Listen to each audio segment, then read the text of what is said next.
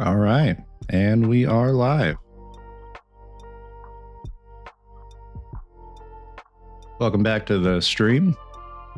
Today, just picking up right where I left off. Just working on this slime game, which I have a little bit better of an idea of how it's going to be structured versus when I first started making this little ball mechanic. Which again, right now, all you can really do is just jump, dash. That's about it. And you roll around. Just be a happy little slime. And he just does his own thing. So next thing to do is to try to make levels, which I don't think I have the map 0 set up yet. So this is still set up with the old level layout where it just brings you into a level. You know, you got to get to the end of the level, which I've set the actual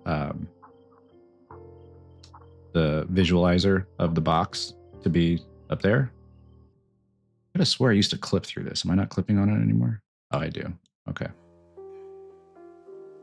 So the visualizer for the end box, it's up there. It's turned on until I get like a good layout set up. And then you can choose different levels, you know, go from the start to the end. That's how it was set up originally. Hey, Bacon Guy. It's going pretty well. How about yourself, man?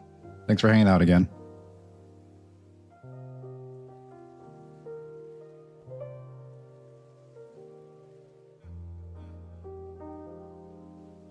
And today was a big change for me. At work, I work in an office. And for like 4 years, had my own little office. Small, but it's my own office. And we moved to a whole new building where it's like all open floor plan, which I do have like my own little section versus having to be like out on the middle of a floor and like cubicles with everyone else. But man, I'd be lying if I said I don't miss my old little office. But it just takes a little bit of adjustment, I guess. And plus, I enjoy the people's presence that are around me. So it's not like I'm sitting next to people that I don't enjoy. I do enjoy them. Just a very different vibe from going from my own office, you know, like taking my lunch in my office, just being able to close the door when I'm like on a call, because part of my job does involve being on the phone, and just having to be out in the wild basically at this point. So I'll take a little bit of adjustment, but I'll get used to it, I guess. But it did make it all the sweeter when I got home, knowing that it's time to stream. Oh, Siren is up in the business right now. Which also, it's a little bit hot right now in my house. I'm gonna turn the thermostat down. Gotta love Wi-Fi connected thermostats. Just do that right there. I could actually do it for my watch as well. I'm a Pixel stan, so got like a Pixel watch and Pixel phone. Google thermostat. Just turn that all down whenever I need to. Bro, you need to hang out and chill. I'll give you some pets. And I keep talking about getting you a heating pad, and I keep forgetting to do it. Let me turn the cat cam on. There we go. You know what? I bet I can do that right now. It won't take but 2 seconds. Let's go. Small heating pad. What is that, like a foot? Maybe by 8 inches? 12 by 8? Something small.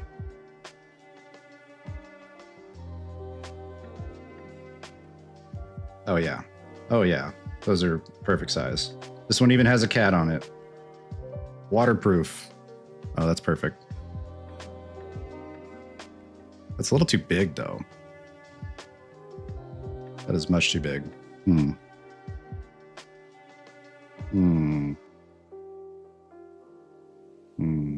about this one? 12 by 16. That's also a little too big. Yeah, that's a little too big. I could just like curl it up though, like kind of make the edges a little poofed up. Man, you got a lot of cat hair in this bed right now, girl. Have to clean that out.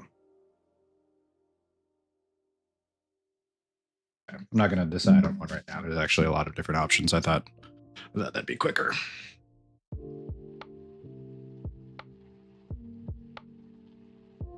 All right, so back on map 0, the hub map. Here we are.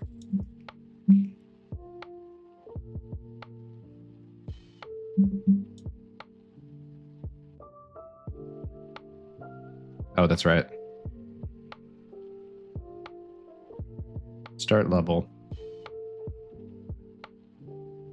Oh, you know what I should put in the text there as a prompt, even if it's just like a dev prompt for right now.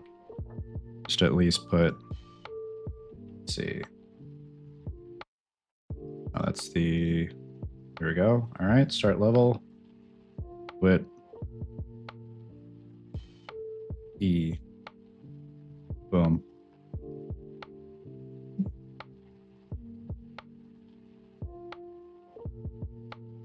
Now it should show a little prompt, even though that's not connected to anything except for me literally just typing E as part of the text.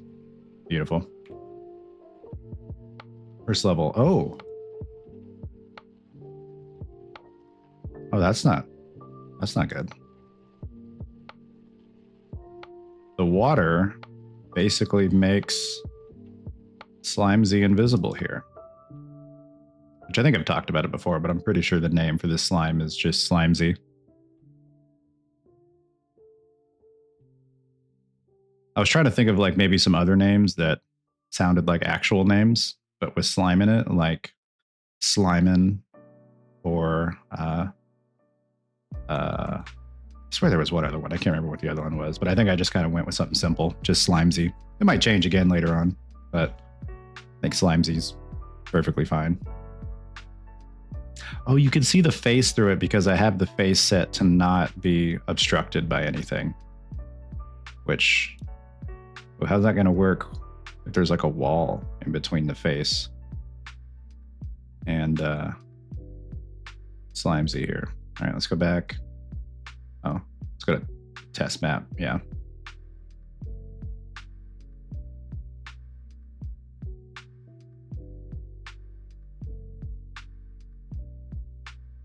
Okay, I'm just going to put like a small little wall. Place actor. Geometry.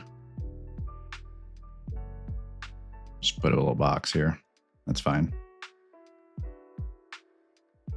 Oh, wait. That's right. I'm not supposed to use those. Let's go to modeling. Yeah. Box.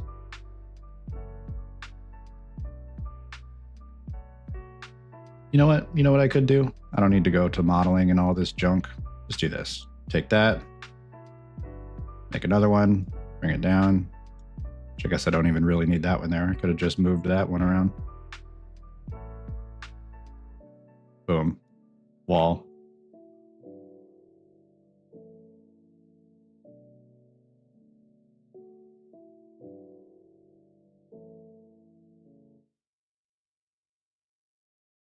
I guess the camera can't really go behind the wall, can it? Oh, but it is a little bit peeking through the wall. Yep, look at that.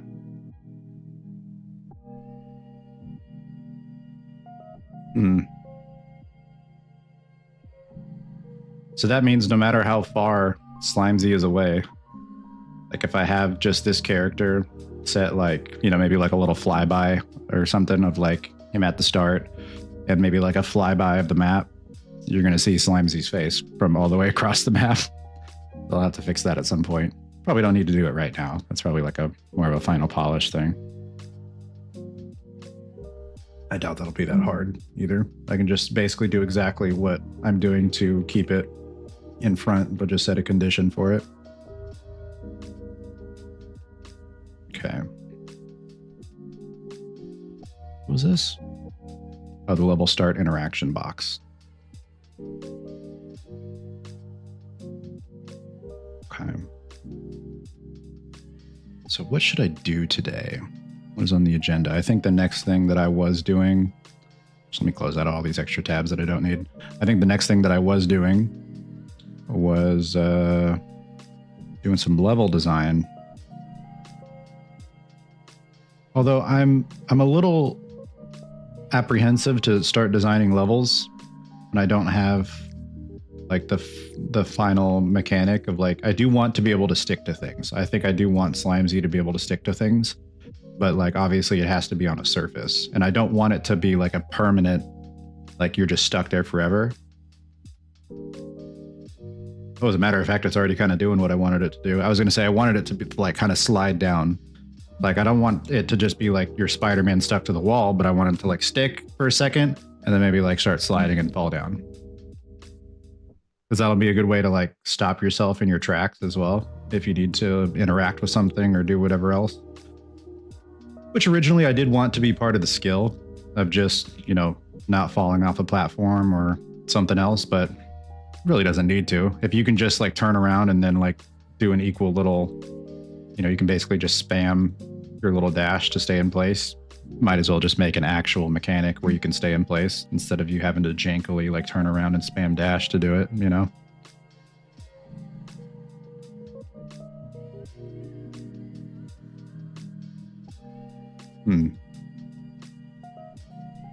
There's something charming though about like you having to walk him around just by like tapping dash, you know?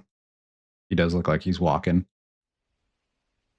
The UI element coming up on the screen every time is probably not good. I think I do eventually want to get rid of that UI element in favor of like I don't know if I want the screen to shake, but I want there to be some type of little indicator that pops up, whether it's like a little shimmer or like a ding or something when it's fully charged, and you get like an extra bump to your dash when it's fully charged.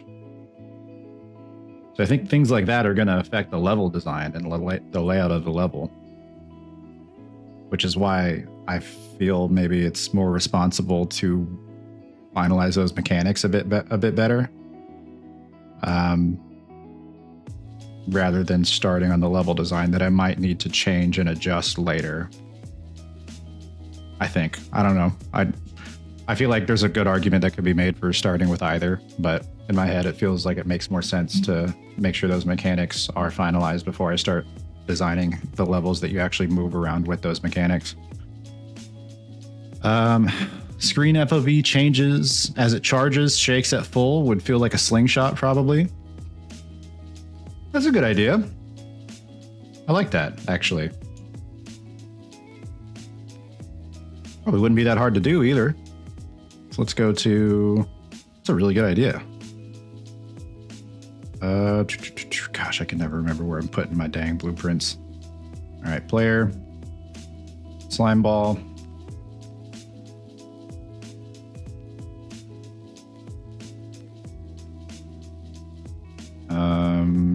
This is a function. Yeah, it's a function,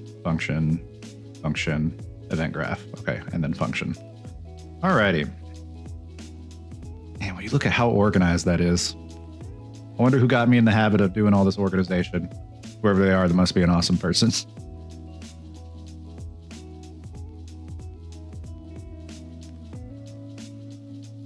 And I still can't bring myself to get rid of this grapple hook event graph.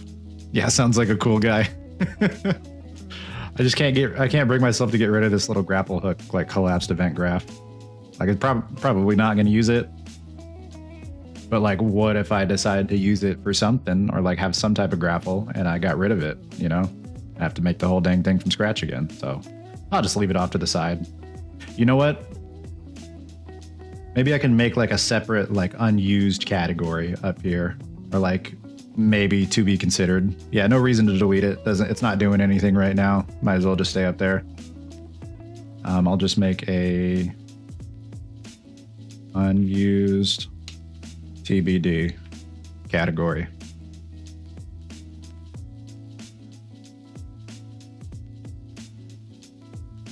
Should probably name it though. Oh yeah, it is just named collapse graph, isn't it? Okay.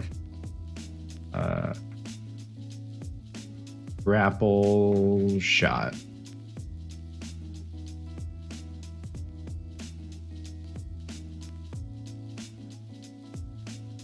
Cool.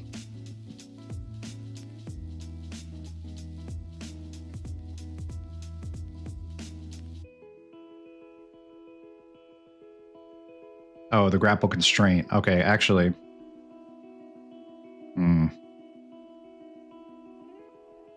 I could still bring that up here and put it in the unused section. It's already specified in the name that it's got to be on tick, so if I need to use it again, I just know to put that in the tick flow. Oh, this comment box is over this one. Is there a way to maybe bring that in there like that? It's still over it. How do I sort? There's got to be a way to sort these, right? Like which one's in front? Like bring to front, bring to back. Let's see here. To sort order of comment windows, Unreal 5, bring to front, etc.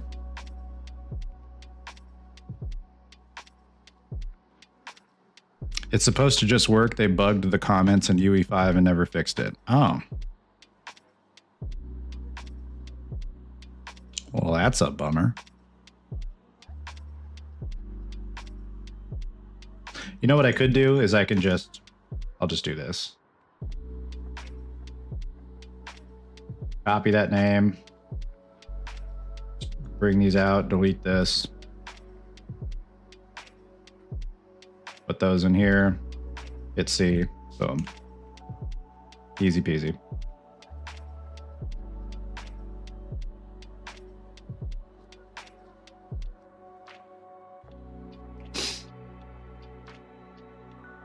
Yeah, I've just gotten used to just shrinking one to grab the other. Yeah, that's probably the quickest way to do it. I'd imagine that's one of the more low priority things to work on as far as the engine goes, when you can just do just what I just did right there. Like if I was like a project manager at Epic or Unreal, that would be very far down on the Trello board.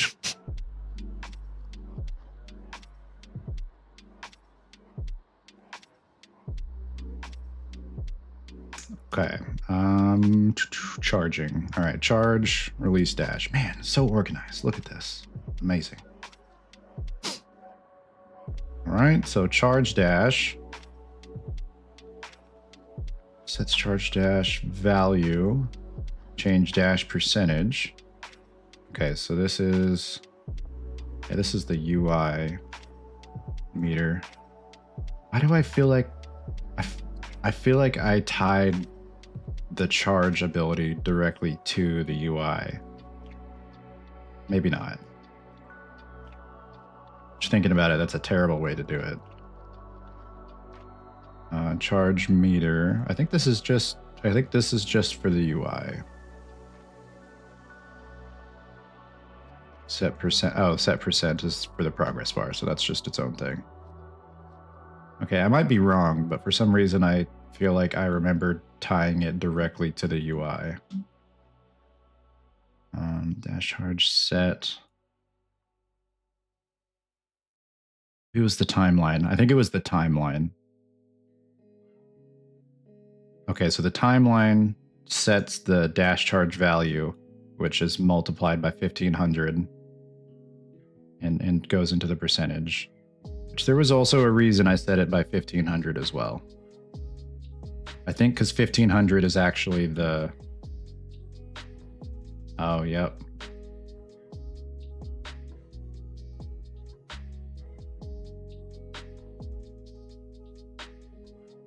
What in the world? I don't know why that's over there. I think 1500 was originally what this was set for.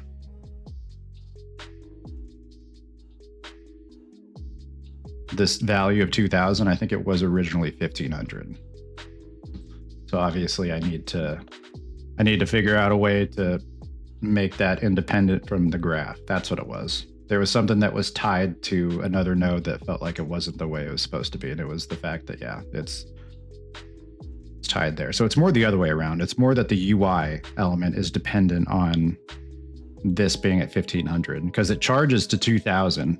But so that means the UI element is actually not accurate right now. The UI element is fully charging before the dash is actually fully charged. Because I think if I set this to 2000, then the UI element will now fully charge when it gets to 2000.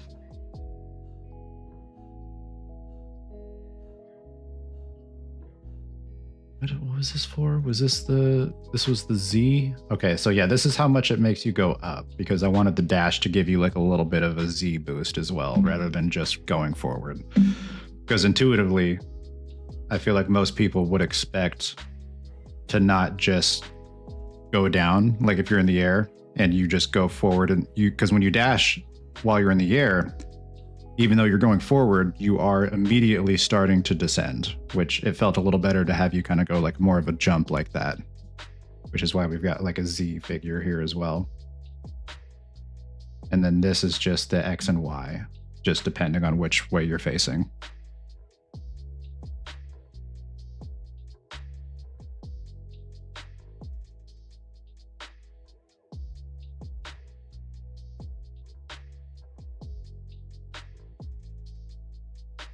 Where's the actual logic? Where did I put the logic?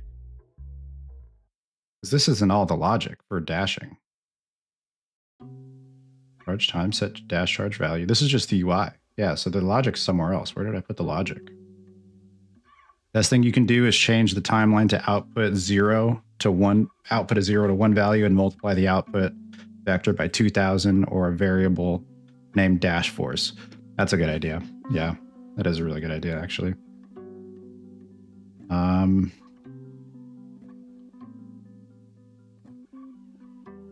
Dash charge value. Okay, I need to see where this is referenced because that I think that's tied into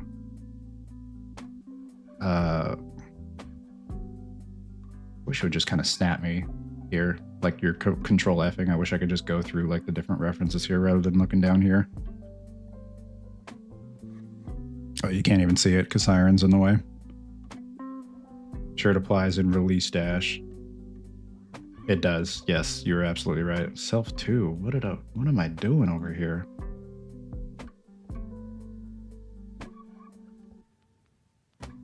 Why did I name it Self 2? That's supposed to be like where you're looking towards.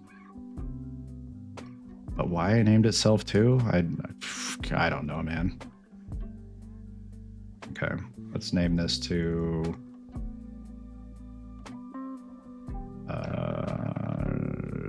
dash direction. Because it's put towards the camera. Just name that dash direction.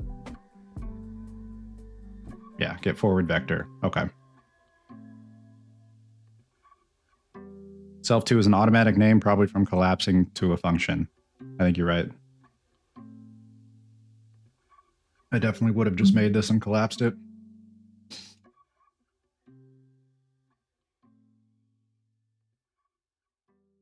Okay.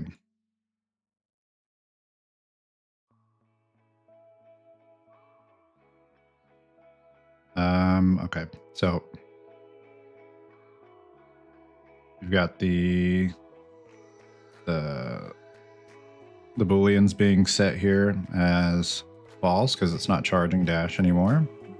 It sets the time dilation back to 1 because it's set to like 0.5, I think, when it's actually charging.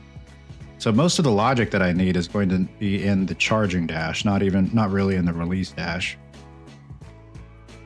If not all of the logic. No, some of the logic will be in release dash as well, because it'll have to undo the changes that are being made by charge dash. Should probably be named apply dash, not release. See the argument? It's a good idea. Charge dash, apply dash. Yeah, I agree with that. Can I not name it? Or is it over here? Okay. Release dash, rename, apply dash, charge dash, apply dash. Yeah, good call.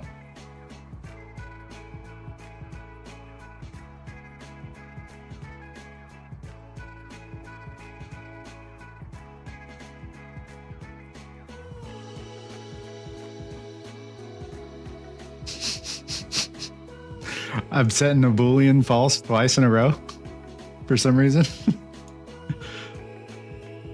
Yeah, I can definitely delete that. Watch I delete it and just everything breaks for no reason.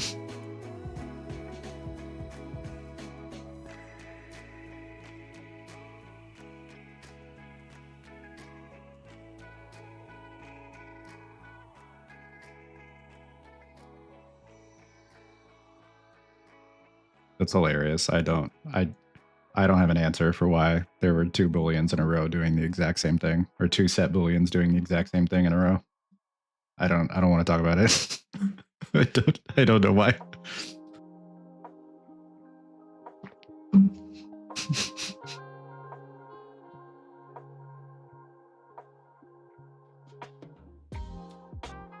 Okay, so it's get can dash true.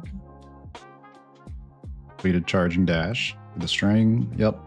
Get linear velocity of the sphere collision.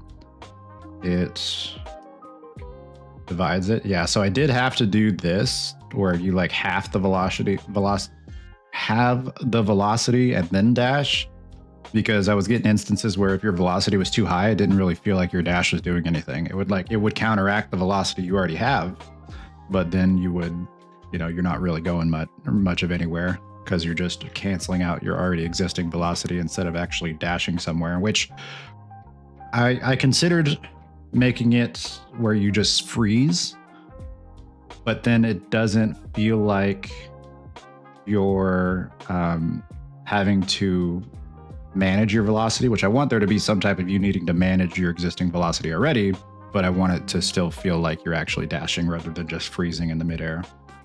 I can maybe get it down to like a third. So if I divide by 3, maybe it'll still feel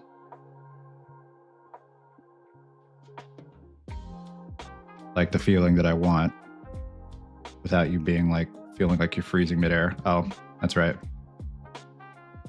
You can't actually dash unless you hit something or do it like that. Yeah, I think a third is good.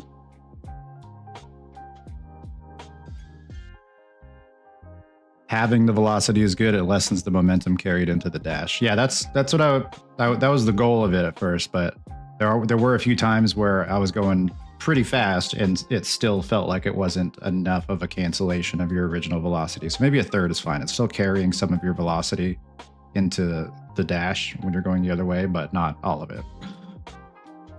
Divided by 3 should cut it into a third, right? Yeah, I think my math's checking out there. Yes. Yeah, I think that's right. Yeah, perfect. Okay. And then into the new velocity, then adds the impulse to the forward vector. Oh wait, no. So this is setting. Okay, yeah. So this is the actual part that halves it or cuts it into a third. This applies the new velocity, and then hides the widget. Okay. So we don't really need the widget anymore in this case. So this would be where I put the logic of like resetting all of the FOV changes back to normal, or like any shake would go back to normal in this section here.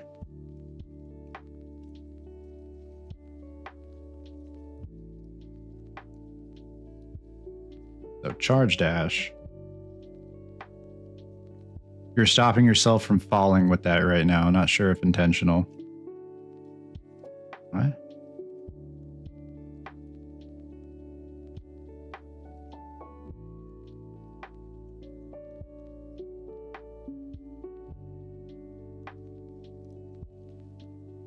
Because I am, yeah, well, I mean, not fully stopping myself from falling. I guess if I did a Z, yeah, I see what you're saying though.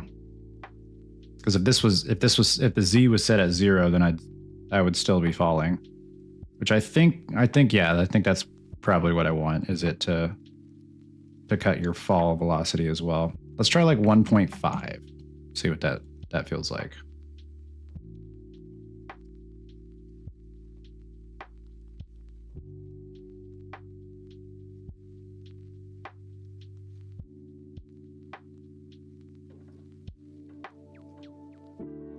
That's fine.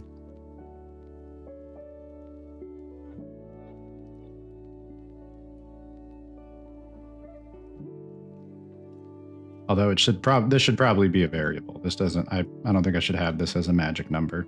It should actually be a vector variable.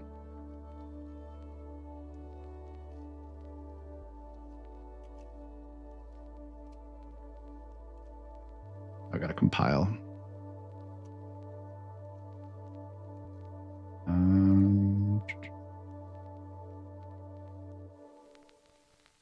Wish I could rename it from here. Let's do it up here.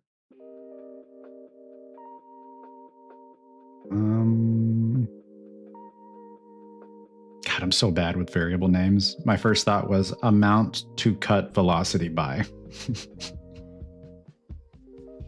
That's a terrible variable name.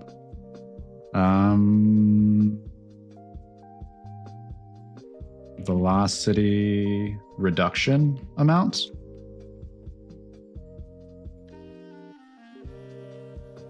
Dash velocity dampening. Bro, you got the best variable names.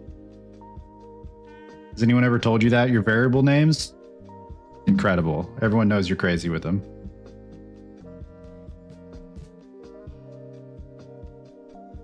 What was that line from This Is the End? Your references are sick. Everyone knows that, I think. I think that's what it was. I got. Oh no, you're out of control. Yeah, bro, your variable names are out of control. Everyone knows that.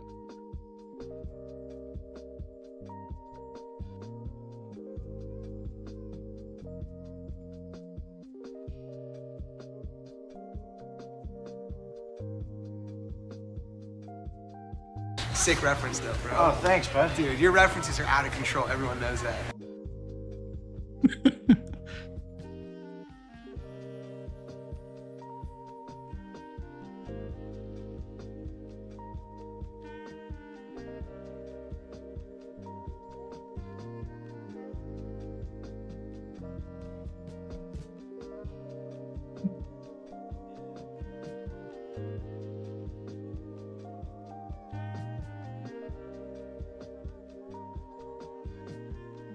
Okay, yeah, dash velocity dampening. And okay, so this is still apply dash. So let's go to charge dash. Let's get out of this timeline.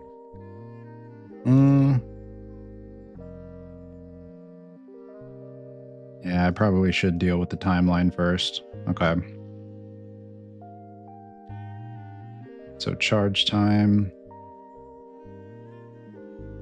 goes into dash charge value, but it should just be 1 and then multiplying by whatever rather than like dividing. Okay, so how am I going to do this to convert it to where I basically just want to make sure this still works as is, and then I'll mess with it to change different effects. So it should still be, nope. I should still have a dash charge value, but I don't think it should come right out of charge time. So it'll come out of the multiplication of charge time. Yeah, so yeah, it'll just come out of there, multiply by a value, and then that will be the dash charge value. So it's not going to be a vector anymore. No, it still needs to be a vector. It's going to come out of the result of the multiplication. Yeah, result of the multiplication.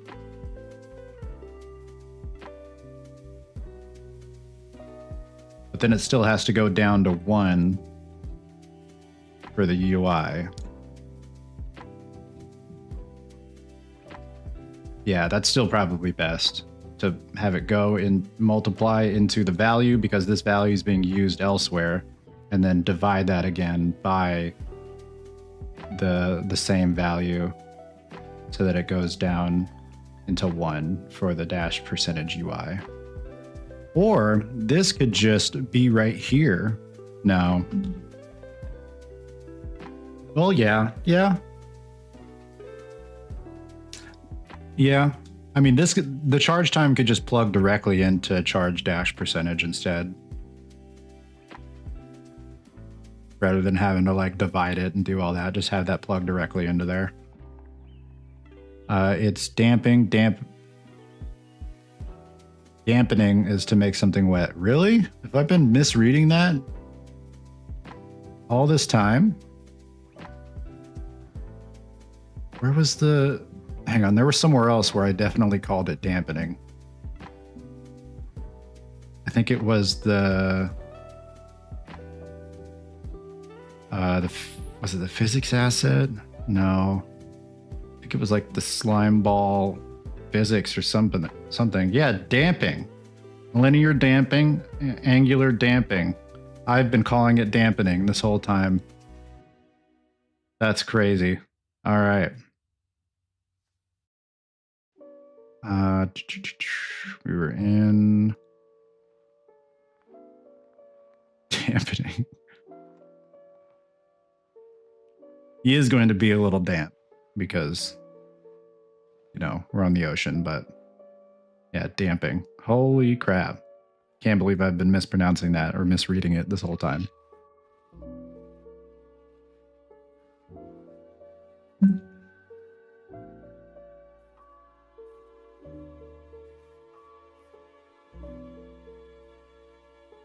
Okay, yeah, let's go back to apply dash.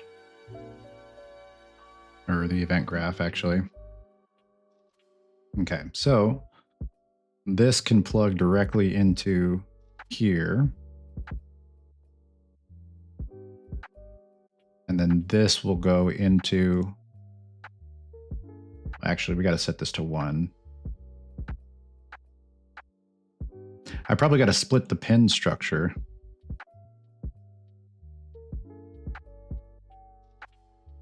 But that would be, no, that would be done on the, I would do that in the actual, the variable instead. So these can all be the same now that I look at this. So this will be, this value will be 1. This value will also be 1. The height here, there we go. Wait, why is the value 3? Okay. All right, yeah, so straight to 1 for X, Y, and Z.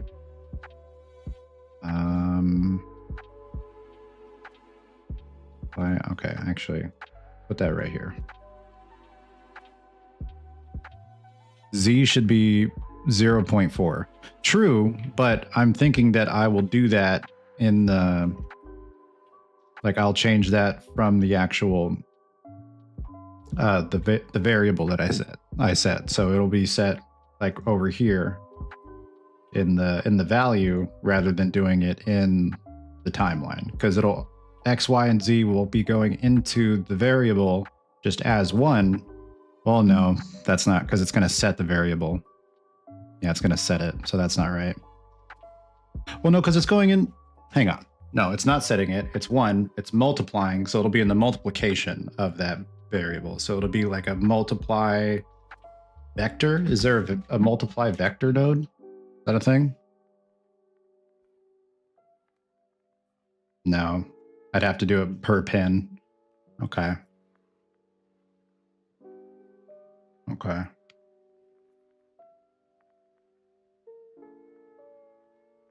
Maybe I got to split the...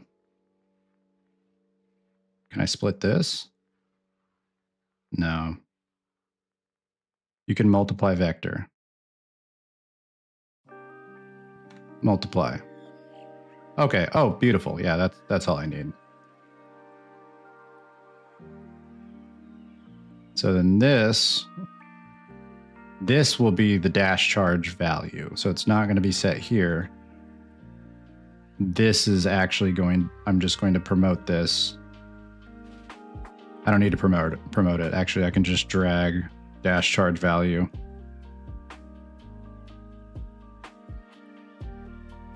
here. And then this, I can take this set out of here. And then this will go right into here. Right? No, I don't need this anymore. No, I don't need that. Okay. And then the n percentage will be... Oh, because this is a vector. Okay. So I did originally split this so that I only needed one of the values going here.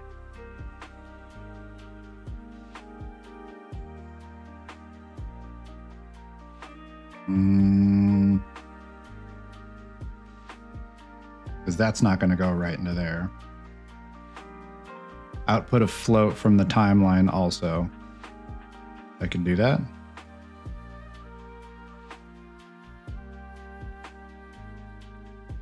Oh, like from here.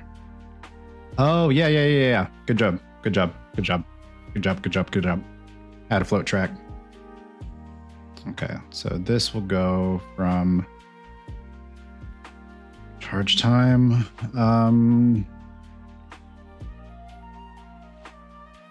UI. Gosh, my variable game is so weak. UI charge. Yeah. UI charge, sure.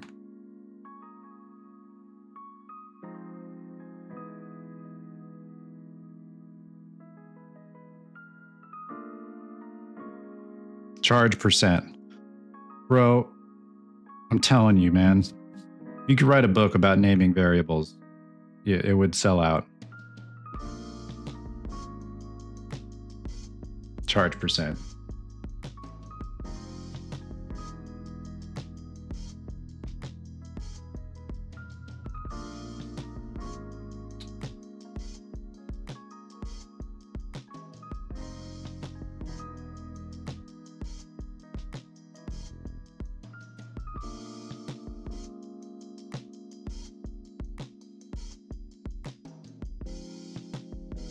Oh, you know what though?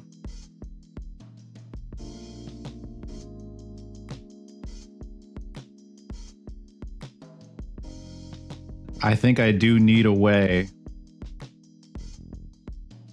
to have the length be adjustable via a variable though, because otherwise I'll have to come in here and manually change it if I want to change the amount of time it takes to charge. Also, charge time I don't think is accurate. It should be, I guess charge time is charge value, charge direction, dash direction, dash direction. Yeah, maybe dash direction.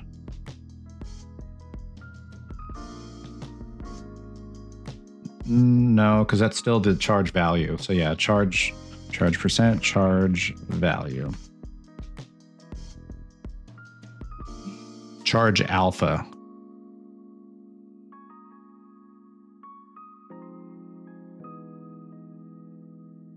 Very alpha, bro.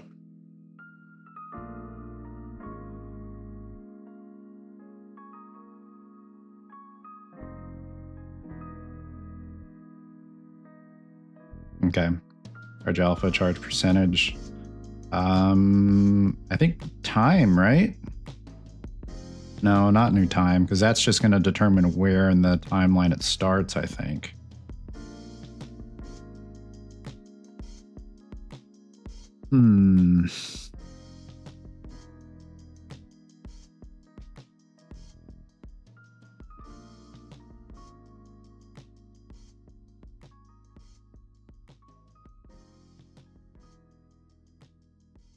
I feel like it has to be, it definitely has to be possible to be able to, what is direction? Oh, the forward and back direction. I've just been, yeah. I'm too charge direction pilled right now. I'm not going to make the timeline adjustable. Oh, so I see what you're doing. Make the length 1. Okay. Okay. Length is 1. These will be time is 1. Time is 1.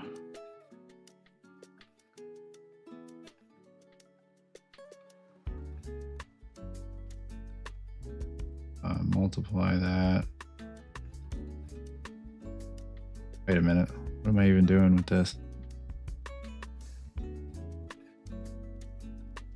Oh, it's okay. I see. It's setting the dash charge value. I don't need to do anything with that.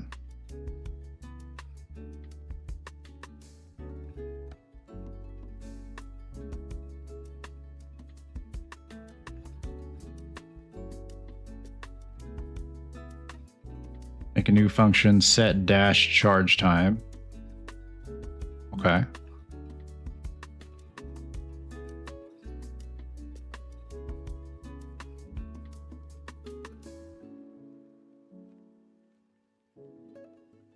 Set dash charge time.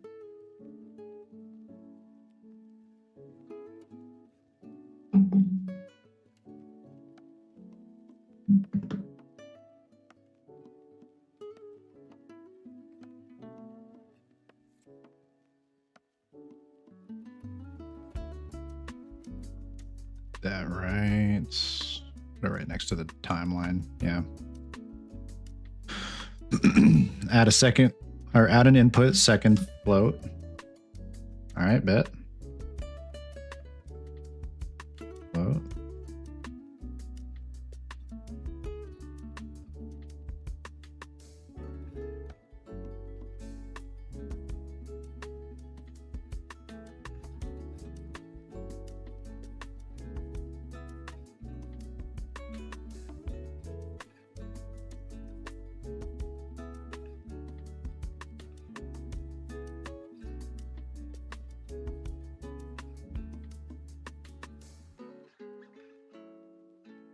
Right click in graph, find the timeline variable. It's named the same as your timeline. Oh, it is timeline template. Is that really what this is named right now?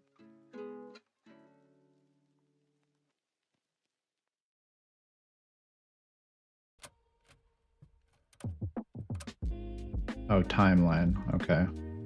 We'll do, oh. Oh my gosh.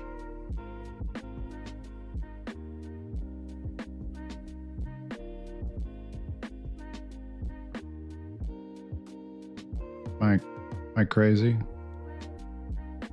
Did it not just go away? It was right here.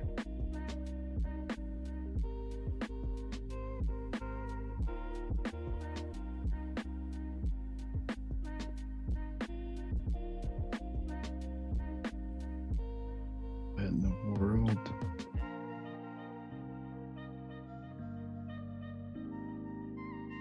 You can just click the timeline and hit F2. Oh, like down here. Oh, look at that. Okay. We'll just do dash charge timeline. Okay.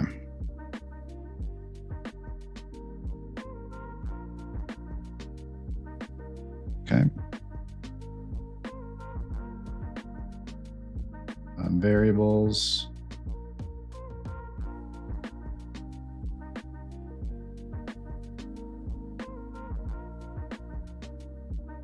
Oh, that's value. Okay. Get dash charge timeline. Okay.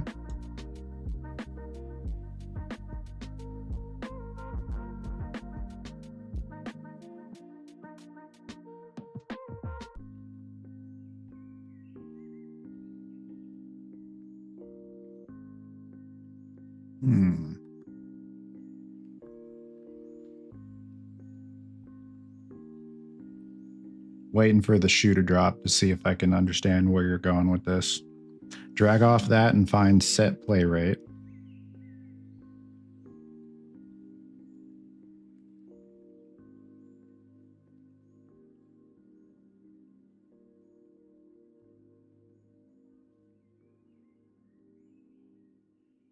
Okay, and then just go into here, I assume.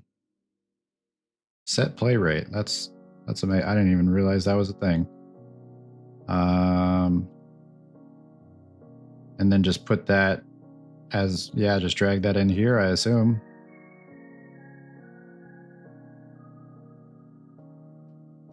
Maybe before it, I think, right? We want it to be before the timeline so that it plays at that rate.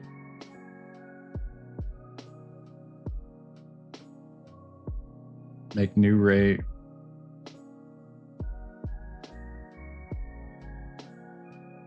New rate equals 1 second. Oh, I see.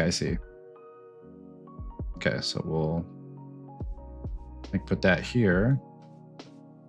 I assume this just makes the most sense that I want this to be here, so it sets the rate and then plays the timeline.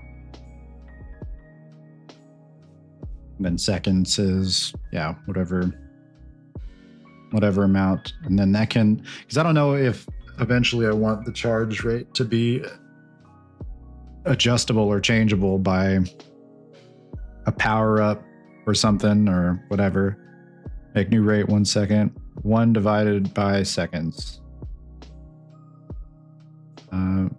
Okay, so the new rate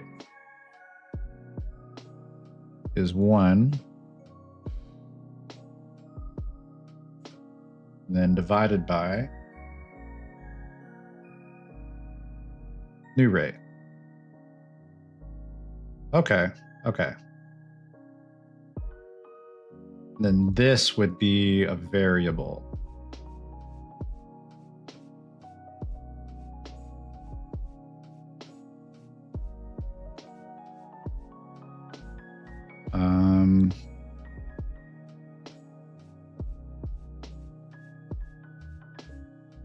I guess I can still just, because I want to name it new rate now.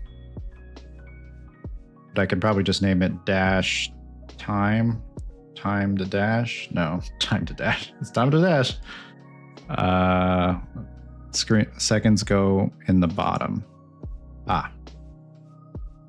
Seconds go in the bottom.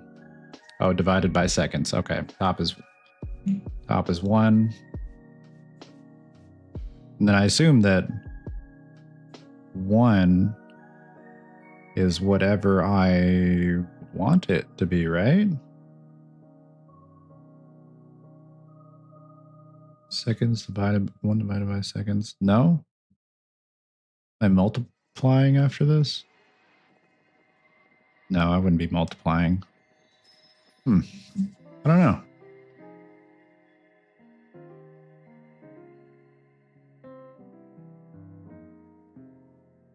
The math ain't mathing in my head yet.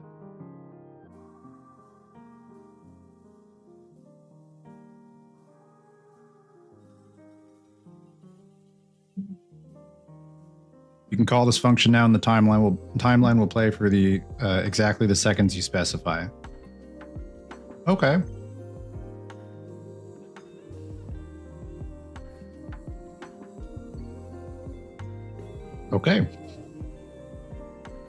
Okay.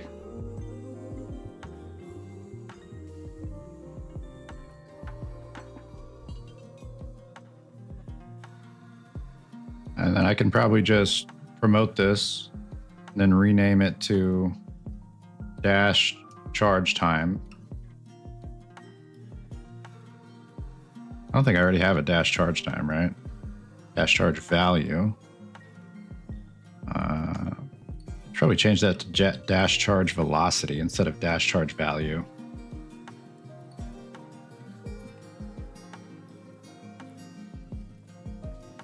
Dash charge velocity. Okay. Since the timeline is 1 second long, 1 divided by seconds equals play rate to map. Okay. For example, 4 seconds makes the play rate at 0.25, which takes 4 times as long. Okay, that makes more sense now. I see what you're doing with it.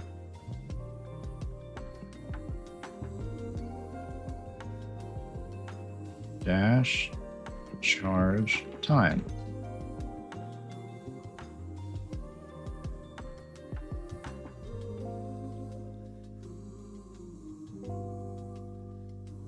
Okay, cool. And that can be set to probably reveal this, to be honest. That way I don't have to dig in here if I want to like adjust the dash charge. See, any of these other ones I want to reveal? I do want to reveal dash charge time.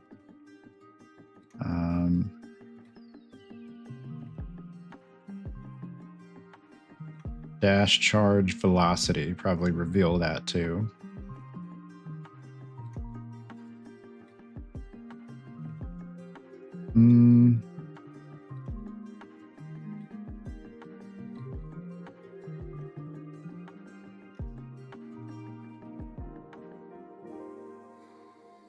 I usually make a category called config.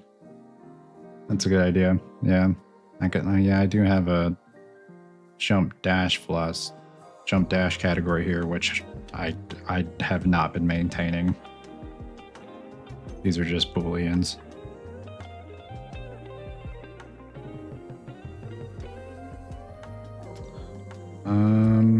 So it's just dash charge time, face spin speed. Why did I have that revealed? Oh, I was adjusting it multiple times. Okay. I make a category inside of a category. Dash cooldown time remaining. Put that in there. Make a category in a category. Perfect. Yeah, I'll put a jump dash like config. If you see pipe, if you use pipes.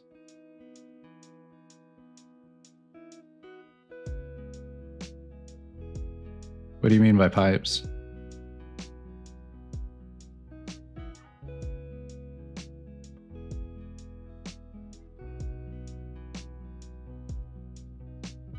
Config subcategory.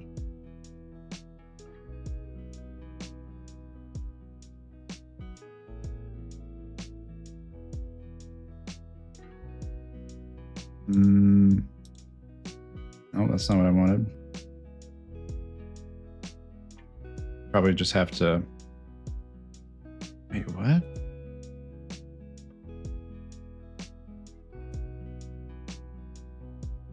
Apparently I forgot how to make categories.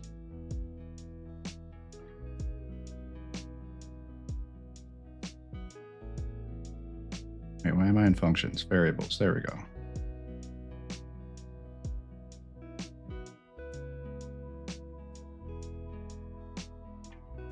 I swear I could select multiple of these at once. Am I crazy?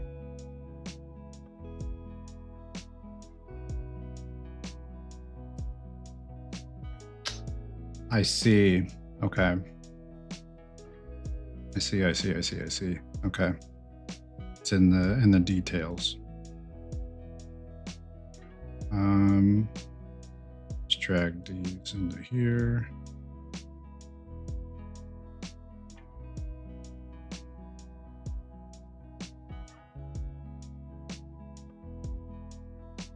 I don't think I need any more. A dash charge velocity. Okay, that in there.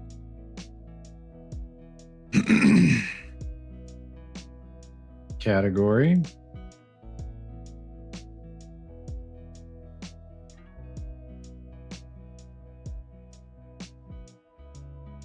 Why are there two jump dash categories? What in the world?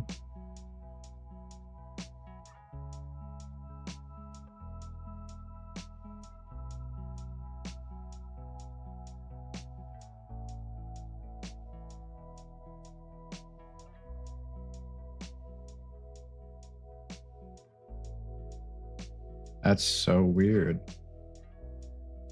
There's two, but it's acting like they're both the same. That's a fun Unreal quirk. Oh, if I put a slash in it, it makes a... Got it. Okay.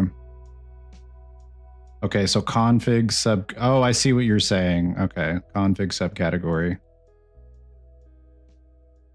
When you drag and drop, it copies the category with the auto spaces applied. Gotcha. Okay. So in reality, I want to actually put these. Maybe I'll change this to movement.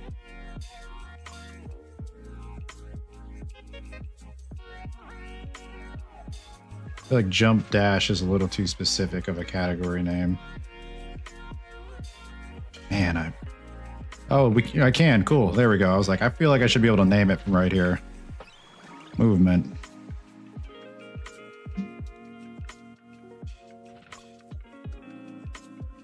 Then we'll do, I think you said config, right? Or no, movement or config, height, subcategory.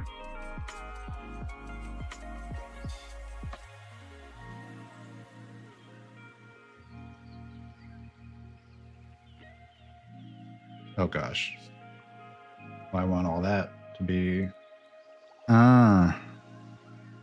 Okay. So that should be under movement. That should be under movement.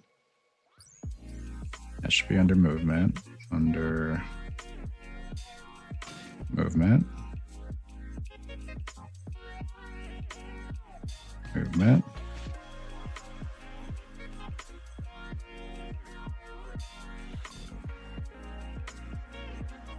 Maybe it should be the other way. Maybe it should be config subcategory, like you said, instead of categories config. I mean, this is probably fine how it is. If it really starts messing up my organization, I'll switch it the other way. For some reason, this makes more sense to my brain.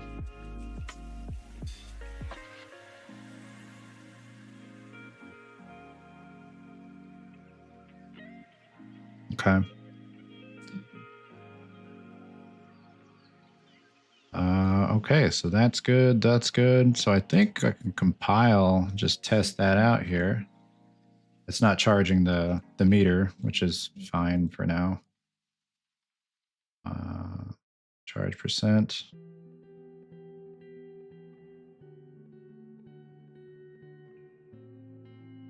Hey, but it should be charging the meter.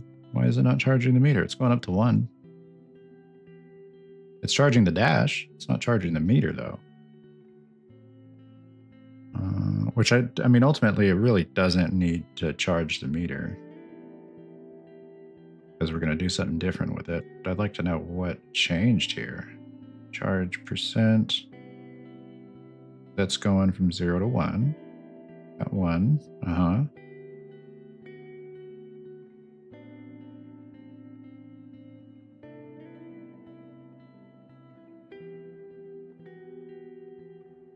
Is it the charge time? Set to 0. Okay, so maybe that's probably what it is. So we'll do 0.5. File save. Yeah, that's what it was. I just didn't have that set yet.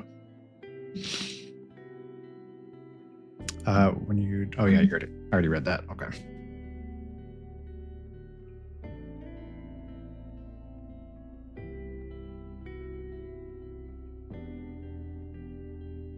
Okay, cool.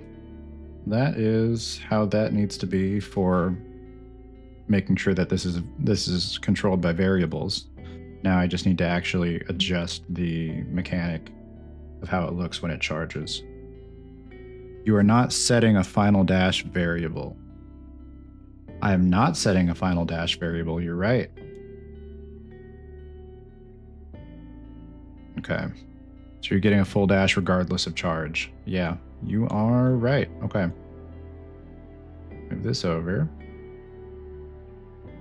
So then that should be setting the dash. Wait, oh, hang on. It's multiplying. Let's go over to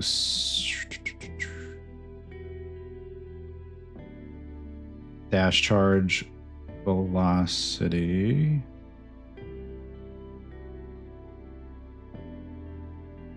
I'll definitely see it here in a second. You change dash charge velocity into a config, so you need to introduce a new variable.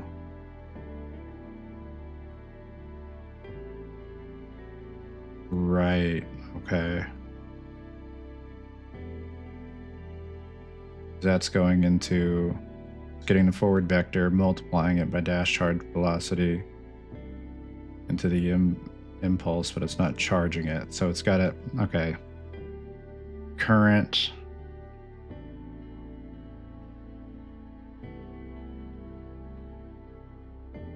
dash charge amount? No, dash charge. No. There's so many variable names with dash charge in it. Okay. Dash charge time, dash charge velocity.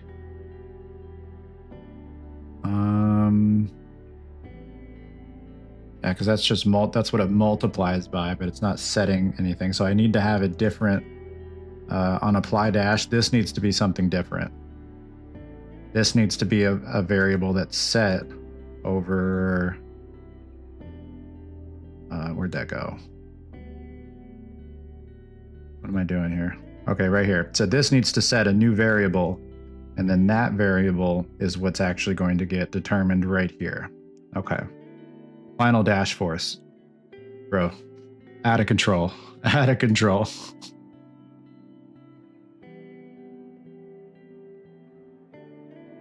Okay, so we'll do, actually, I'll just make under movement, make a new, oh, it doesn't put it under movement, huh? Thing, okay. Final dash force.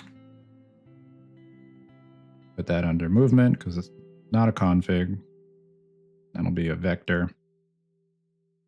And this is set. That goes into here. That goes there. That goes there. Beautiful. Okay, final dash force. All that. I probably didn't need to hit compile right there. We could have just waited till I did all this. Final dash force goes into there. I'll save. Okay, there we go. Beautiful.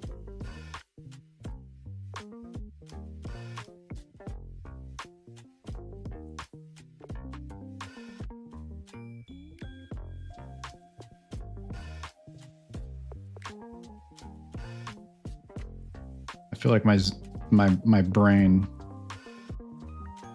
thinks that's a full second, even though I'm sure it's just my brain rotted perception of time. So I'm gonna dash charge. Let's do like 5, just to really see a huge difference. Yeah, there we go. Yeah, my brain rotted perception of time felt like a half second was a full second.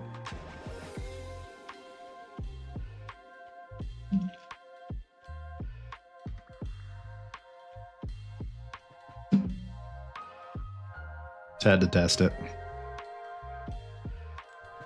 All right, now I can actually make a change to what I want that to look like.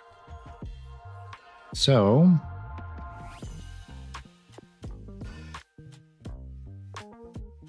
I don't really need this right now, but I should basically make it take the same kind of inputs. So I need to make a function that takes in a float to determine the amount of FOV change, and then also probably the dash charge velocity as well. Or no, final dash force. I'll have it take in final dash force so that I can use that. If it's over a certain amount, then maybe the charge alpha. No, I can still use charge percentage. I could still use charge percentage. Yeah, I don't need to use the final dash force. I can just, if the charge percentage is over a certain amount, then it'll start shaking. But from the start of the charge percentage to the end, it'll zoom out the FOV a little bit. I think that's what I got to do. Okay, so let's make a new function.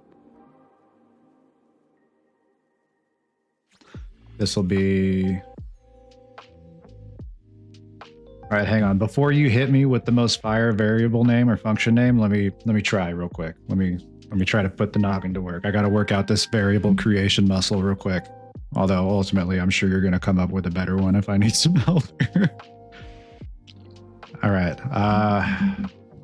If I'm ever going to get better at naming variables, I got to come up with a couple of my own or functions. So we're going to call this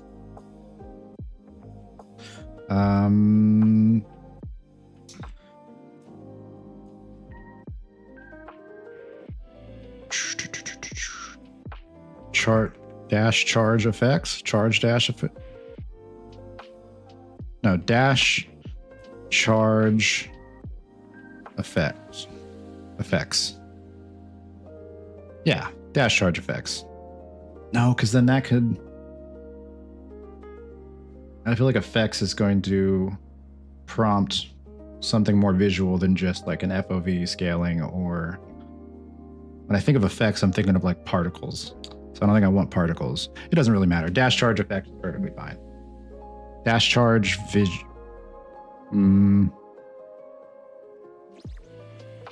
dash charge effect is fine. I'm going with it. Although if you got a better one, hit me with it. I'm sure it's going to be fire.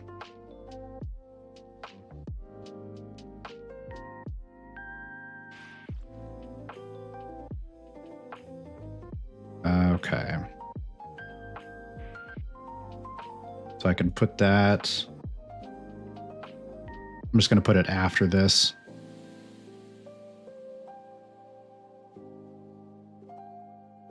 So it's got to take in the float for the input.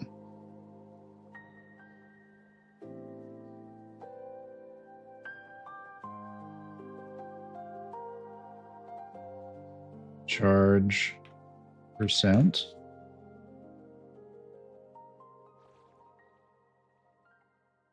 I could probably close out this timeline here. And close out the set dash charge. Close out the apply dash. Close out the charge dash. That's fine. Actually, effects as a category covers everything. Then drilling down, you have sound effects, particle effects, camera effects, etc. Okay, cool. Cool.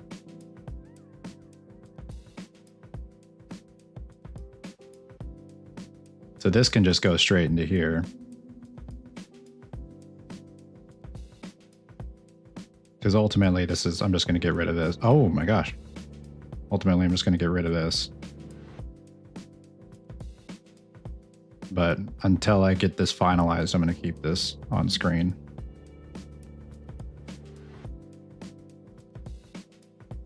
Okay, so probably be camera, right? Yeah, camera.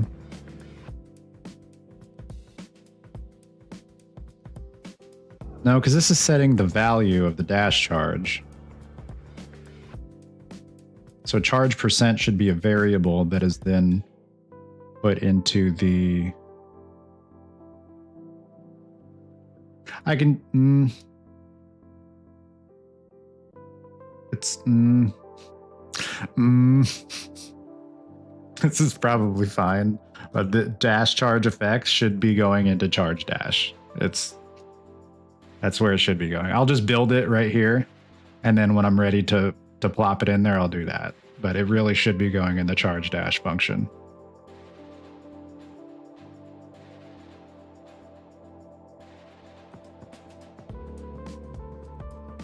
Well, I don't know, because it needs this charge percentage. Maybe I just need to rename this category to something else.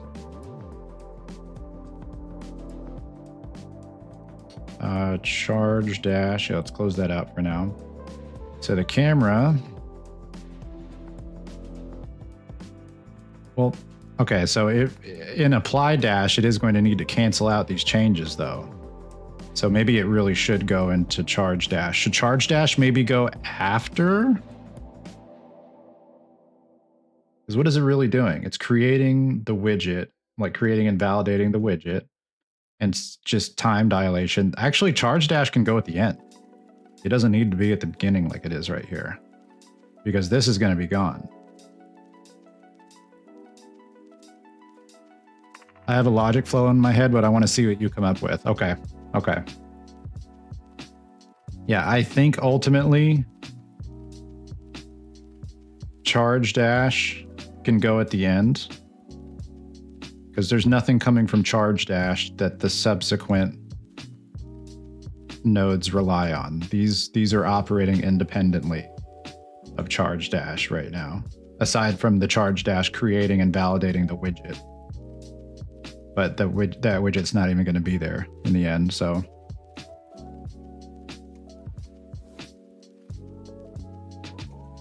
okay. So I think I'm still gonna build the logic flow right here. I'm going to put it into charge dash. Can I have a function inside of a function? Does that make sense? Can I actually do that, or is that dumb? No. Okay. So I'll do charge dash, and then I'll do dash charge effects. Right after.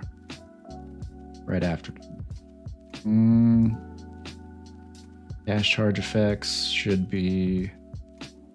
I feel like it should be after charge dash. So it'll go. I think it'll go. Set dash charge time into this right here, into charge dash, into dash charge effects. And then maybe apply dash charge effects. And then remove dash charge or reset dash charge effects into another function. Yeah, apply dash charge effects, reset dash charge effects, I think is what needs to happen here. Well, I could just set like a Boolean. No, because then this is still only going to fire when it started. Yeah, so I think I should have an apply dash charge effects and reset dash charge effects. I know, but that yeah, because otherwise that probably wouldn't. I'd probably have to like have it detect based off of like tick if the Boolean is still set. Yeah, so we're gonna change this to apply dash charge effects. Oh, you said F2, right? To rename. Maybe that's just the timeline. So silly. Rename, apply dash charge effects, and then we'll do a reset dash charge effects after that.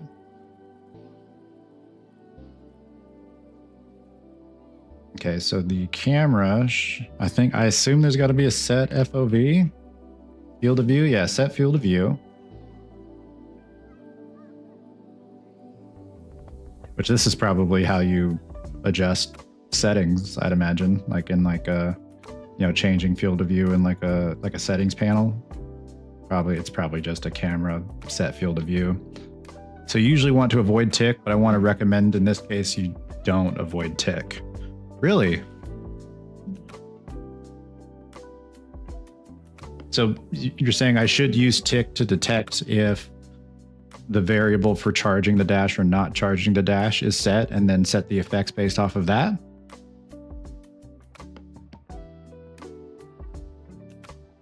Because that was also one of the very earliest things that people in like Unreal Engine tutorial videos hammered, was like, avoid tick if you can. Don't use tick unless it's necessary. You should save charge percent as a variable in the timeline, then on tick, evaluate it. Okay.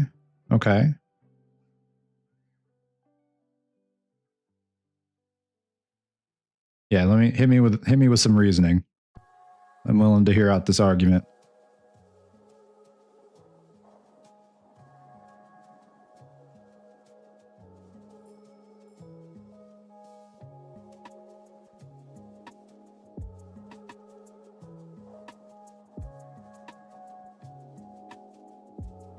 Probably not going to want your FOV to snap instantly on the reset.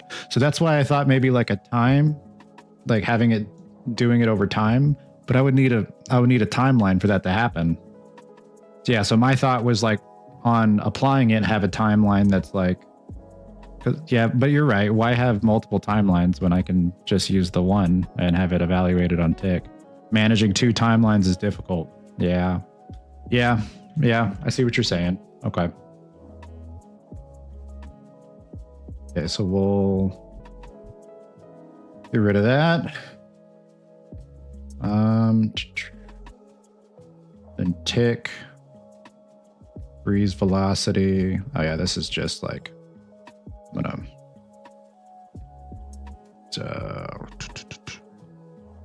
dev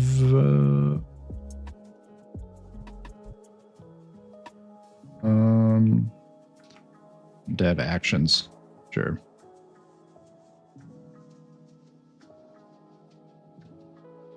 Dev only actions.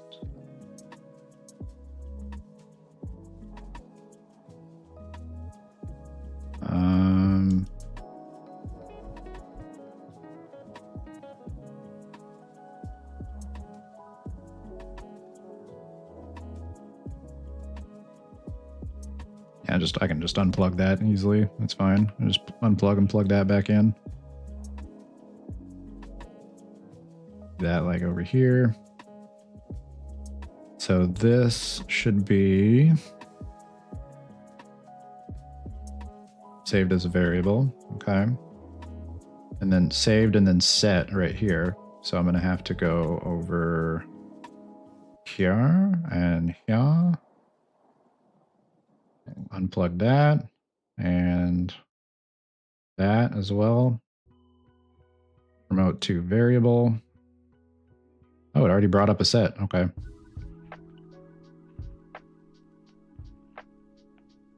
Put that into there, that into there. That into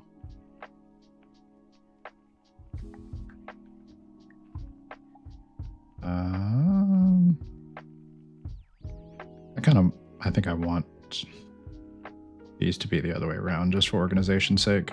Visually, I feel like I prefer that to be plugged in there. Move that back over here so it's next to all this. And then set that there and there. Move that over here. Put that there. That there. There. And okay.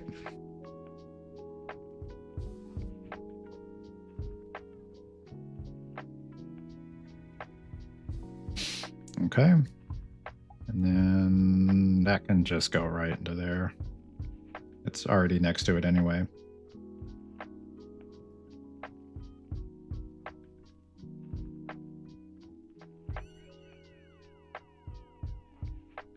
All right. And this should be on tick instead. Put that here. Right there. Oh, let's go back. Charge percent.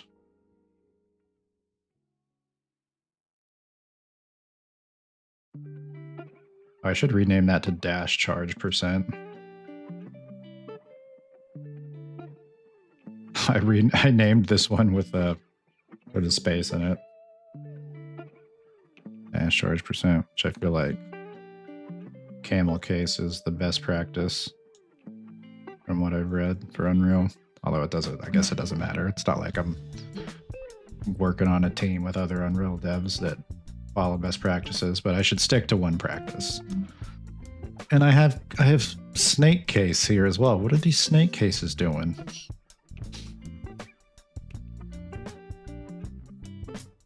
What is this X minus? What in the world? Okay, I'm just going to focus on what I'm doing right now. Let's lock in to what I'm doing. I'm not going to get sidetracked by all these randomly named variables. I'll fix that later. Okay, apply dash charge effects. I guess it doesn't need to be set as apply or not apply, then in that case, it can just be dash charge effects, since it's all going to be managed inside here already. So we'll just go back to dash charge effects, or where to go? Dash charge. Oh, it's up here. Silly.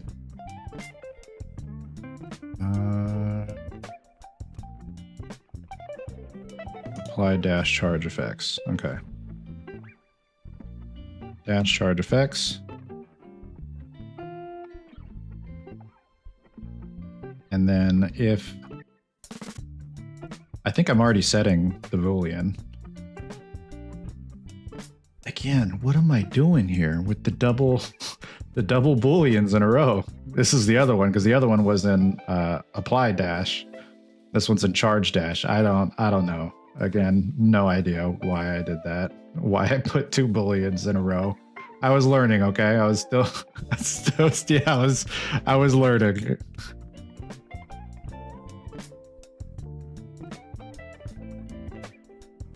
Just pay no mind to the 2 identical Booleans being set in a row. Okay, so yeah, those are being set properly.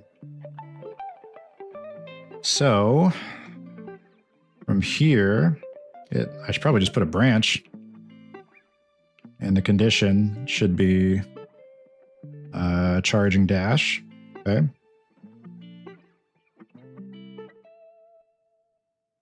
So question, so do you usually use a branch and then just plug in your charging dash? Or do you like bring this out here, so get, and then convert to branch this way? Because as far as I know, these do the exact same thing, right? What is your preference when you're making a branch such as this one?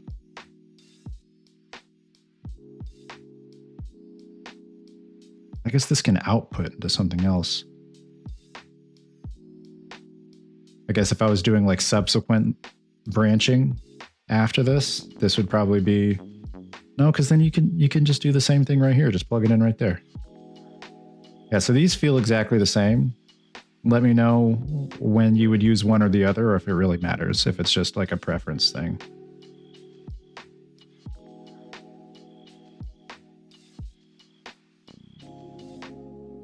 Okay, so if charging dash, it doesn't really matter? Okay. I'll stick with branch because that's more universal as like, not even sure why the other one exists.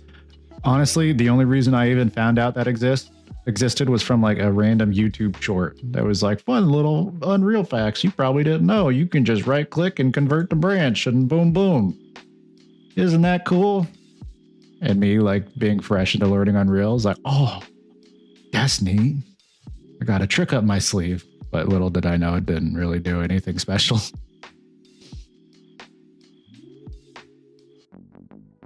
Okay. Branch, true. Let's bring the camera out here. Set field of view. No, it should be a timeline. No, because charge percent needs to go into the field of view timeline here. Well, in that case, it probably doesn't need to be an input. No, it should still be an input. It should still be an input, so I can control it from the function, like the top level of that function, rather than digging into it and adjusting it from here. It'll make it easier to see on the surface. So this should plug in over here. I'm gonna have to do the work of organizing, plugging that in. I'm just gonna drag this like up here for now.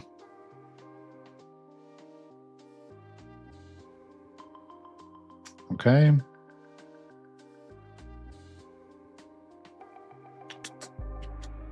And then false, I should probably also... No, this has to convert to something else. Well, no, it's just going 0 to 1, but it's going to have to multiply by something else. Because the field of view being 1... Is that even possible to set the field of view as 1? Like you're just zoomed in, like you got a telescope. You're like looking out onto the horizon with your pirate's monocle. Field of view of 1 would be crazy. But yeah, that definitely has to multiply by something. Try it. Screw it, man. Let's give it a shot. You know what? That's fine for right now. I just want to see what that even looks like.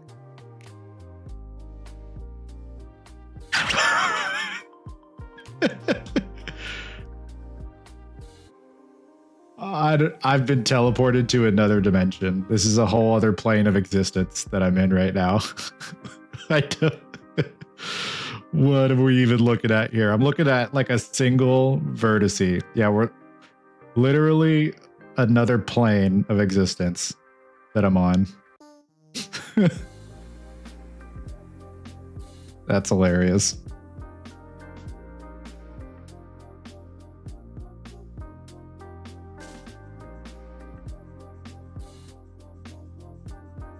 Okay, so I'm going to multiply it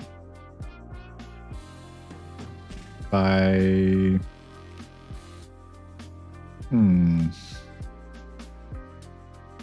Because it said at 1, so this is just whatever the FOV is going to be. Call this dash FOV. But it does, I do need to have a timeline, I'm pretty sure. But a timeline can't be in a function. So I'm still back at the same problem, I feel like. I'm back at the problem of... No, I'm not back at the same problem. Because it's still, the timeline in the previous event graph is already handling the charging. I just have to handle the math that multiplies that 0 to 1 charge into the FOV that I want. Actually, I'm going to have to do addition first. So I'm going to need a variable that gets the current FOV, which means like if there's a setting to change the FOV, that's going to have to be a stored variable that then feeds into here.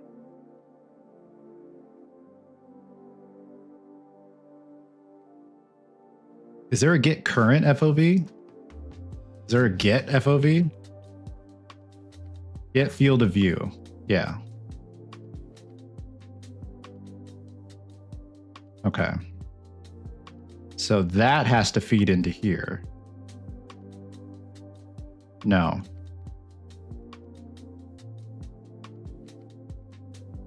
Yeah. No. No, I need to add the FOV and then multiply by it. Okay. Okay, so add. That has to plug into there. That goes into there. And then this is the new FOV. Yeah, so this will be the new FOV that it goes to.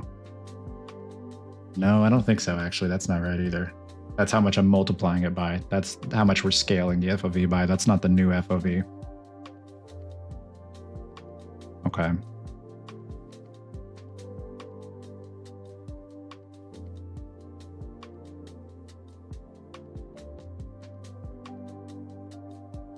Bring this like here, that like here, that here, that like here, and that like here.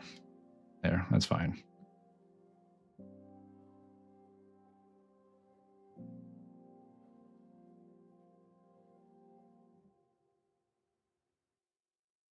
You're going to want to know about this node f_interp to constant. What does that do? I'll refrain from just telling you how to do it though. Okay, I'm going to look it up. f_interp to constant. I'm going to let the documentation explain what that does.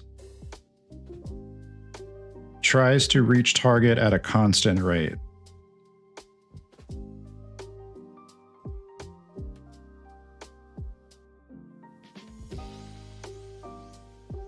Interp speed. Okay, let's see here. math interp to constant. Okay, current, target, delta time, interpret speed.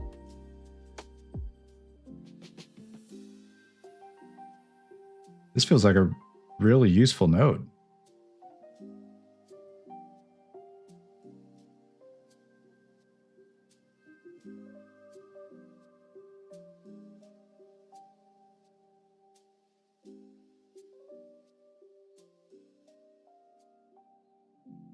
Can this be used in place of a timeline if the only thing you're changing with the timeline is a float?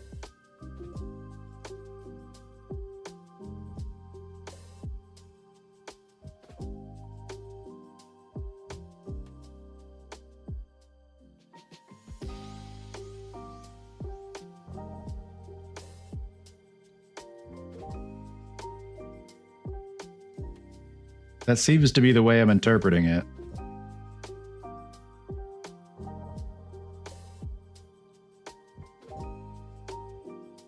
This is what timeline is doing internally, technically. Okay, that makes sense then. I'll leave that there for now.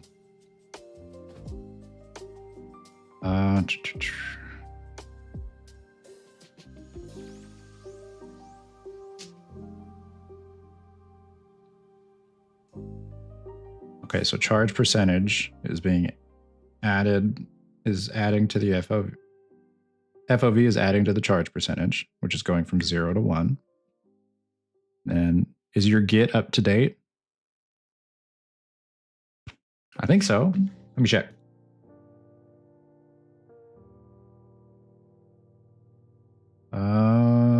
History 7 days ago. Yeah. Well, not from what I'm messing with right now, but I can make it up to date for what I'm messing with right now.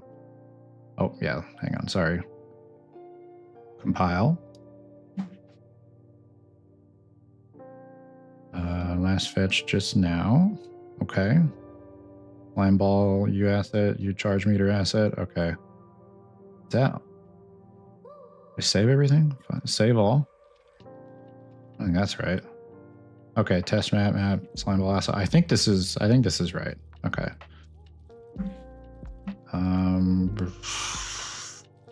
If you think I'm bad at naming variables or functions, you should see my Git commit summaries.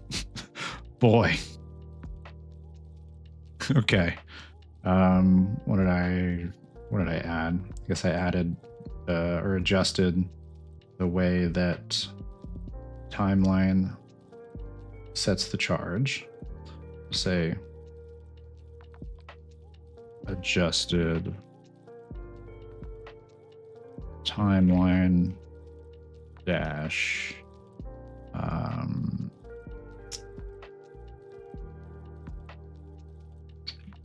functionality. I think that's really all I did. Sure. Wish.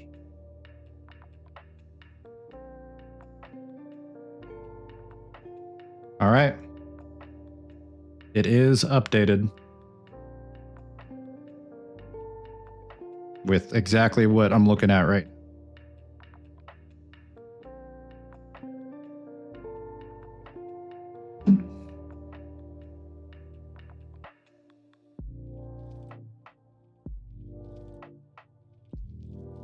Okay. That's being multiplied by this number here.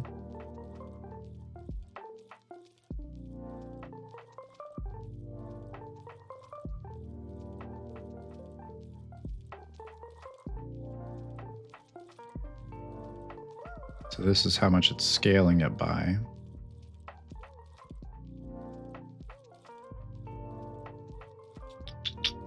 So scale it by 2. 2 feels crazy, actually. Let's do 1.5. Doubling the FOV sounds crazy. Imagine going from 90 to 180.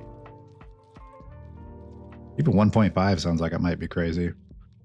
I'll do 1.2. I'll try that.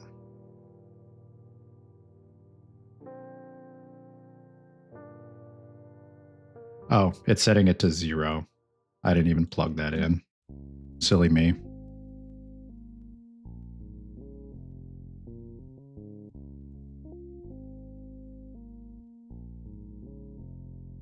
Well, that wasn't right. Well, hang on now. So this is 0 to 1.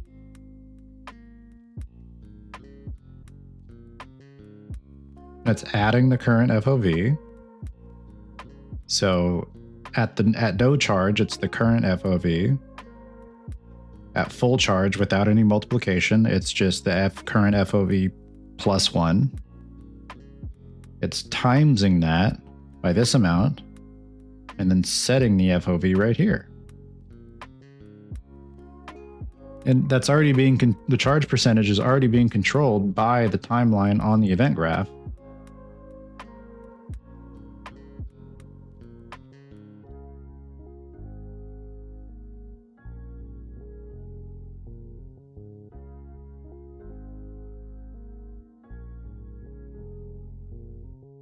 I know that I have to reset it, but not there yet.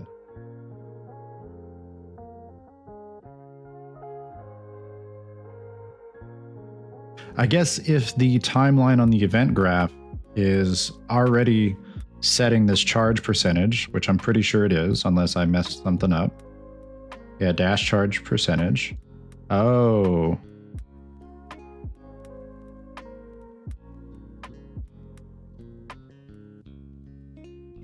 Dash charge percentage goes into percent. Yeah. Charge percent.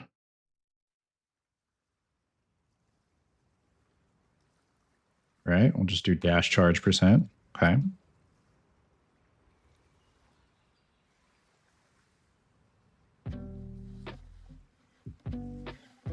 Yeah, then I guess I'm kind of struggling to know when the best point to use this would be. Because in my head, this logic makes sense here.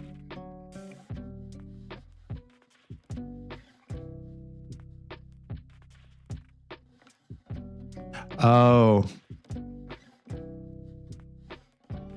Okay, so off the bat, I see where I'm supposed to use this actually. Okay, because off the bat, it is multiplying the current FOV by 1.2, so it's still going to snap the FOV.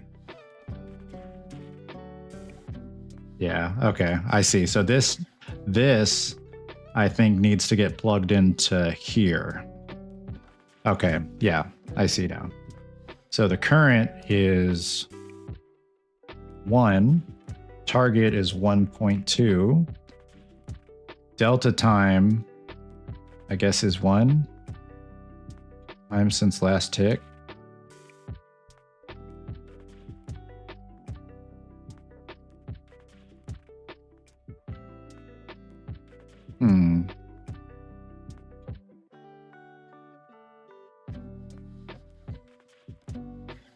Get delta time. Just put that right there. Okay, delta time, get delta time. And then interpret speed.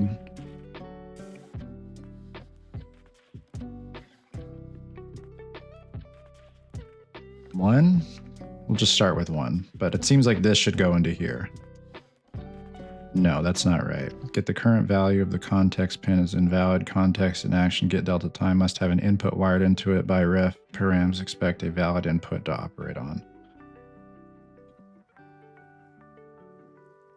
There's not like a get current.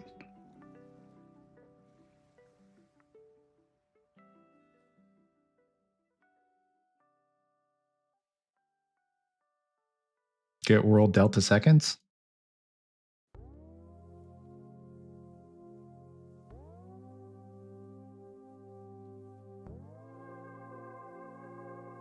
Hey!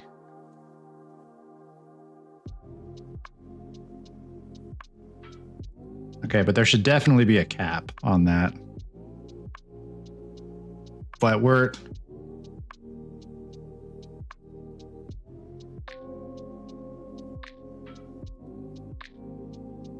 That's crazy. Okay, yeah, there definitely needs to be a cap. Because holding it down is just going to keep charging it.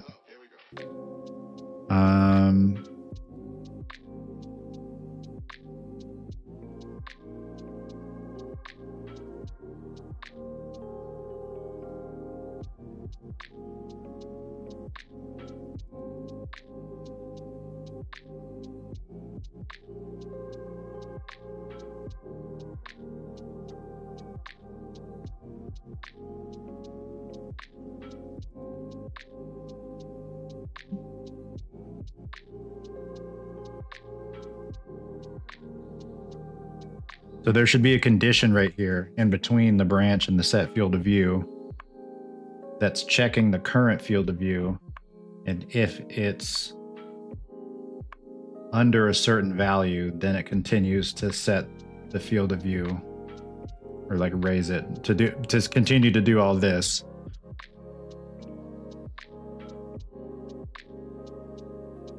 Okay.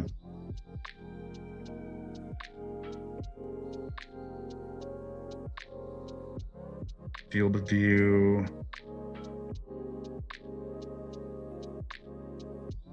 Now I can just, well,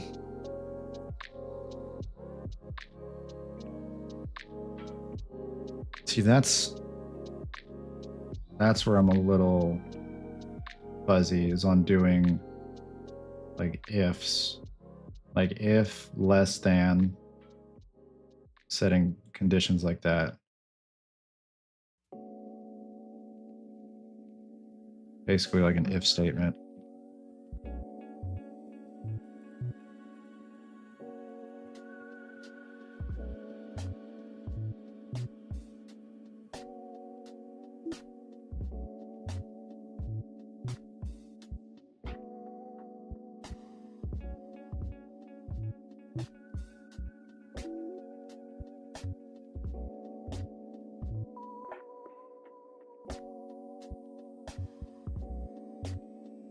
I guess I would just set a Boolean.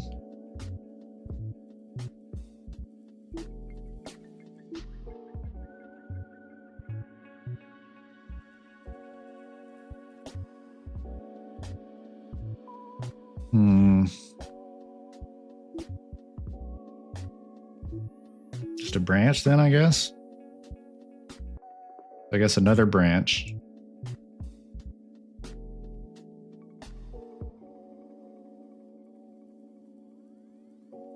Equals. It's probably equals. I think that's what it is. There's a calculator button on my keyboard, apparently.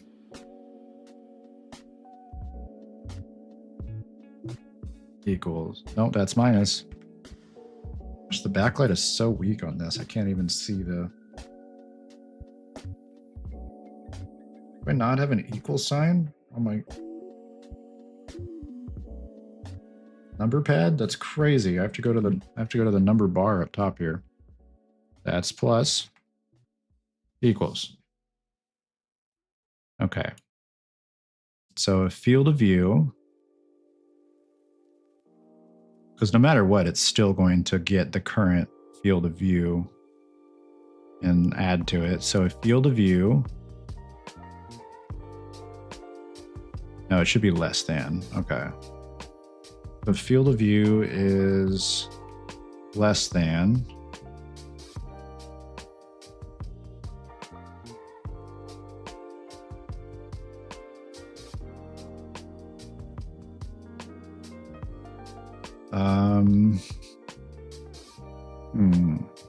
One. No, because then what if a user sets a custom field of view? So it needs to be like if field of view is the old current field of view plus whatever multiplier, then stop it, cut it out, stop doing it. Okay, so I need to save a variable for field of view. This needs to be converted to a variable. So set. Nope. I'm just going to make the variable down here. Current FOV float set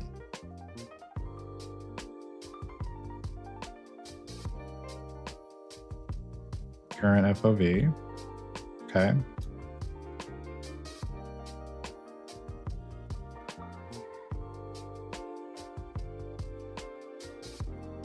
I feel like I need to set this variable before all this logic starts, though. Okay, so maybe like move that up. Yeah, so let's disconnect that. That over here. That here. Plug that in there. Set current FOV. Oh my gosh. Just for organization's sake, we're going to plug another one in there and just do a couple reroutes.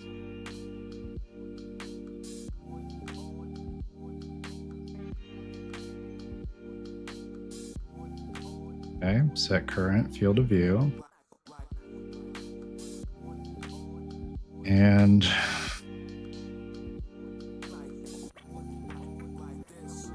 this can go also over here. So we're going to move this out.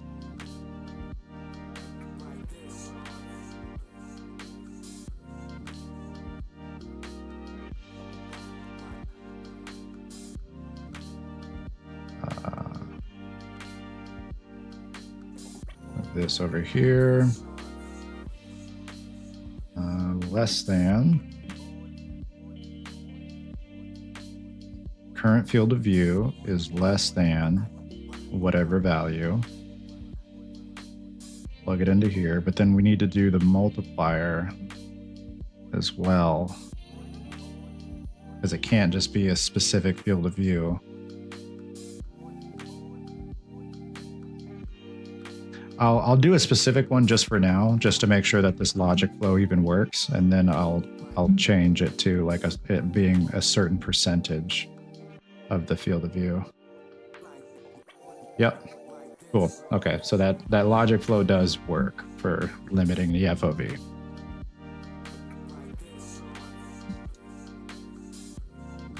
Okay, so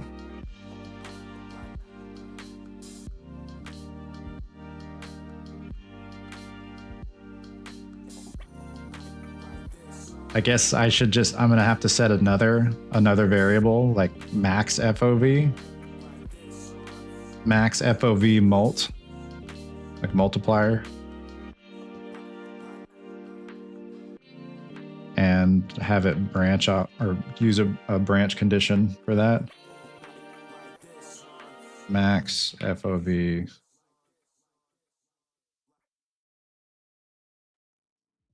Max mult FOV.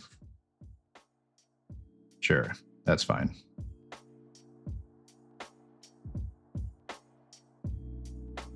So we'll do it like this. Turned out slightly more complicated than I thought, but I made it work. For the FOV you're talking about?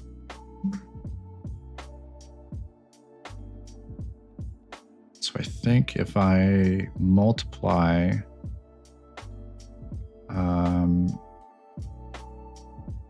by 1.2, right?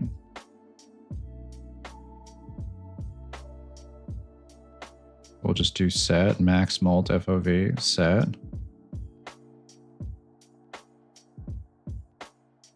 It'll be this into a multiplier. 1.2.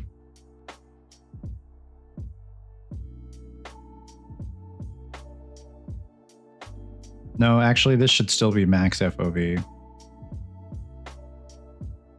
Maybe not.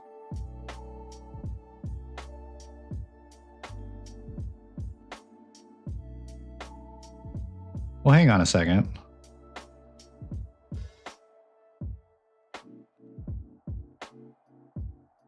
I don't think I need to set another variable. I guess I could.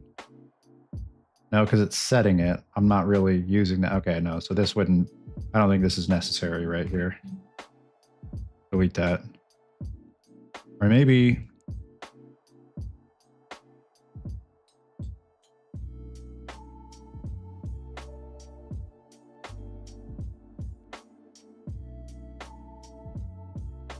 I should probably rename that to like current FOVs, max charge FOV.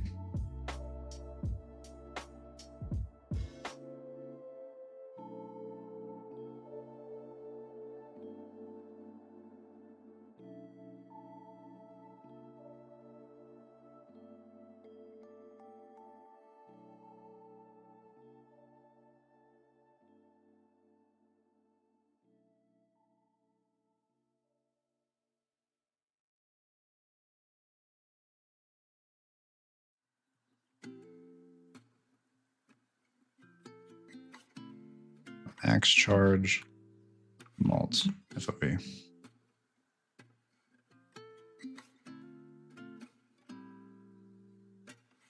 And this is going to be 1.2.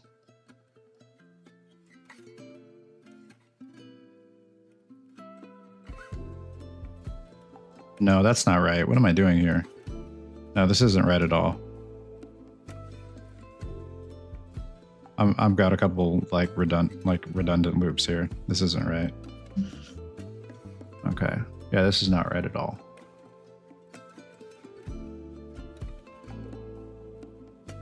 Set current FOV. Let's get rid of that. I think I'll still need that. So set current FOV.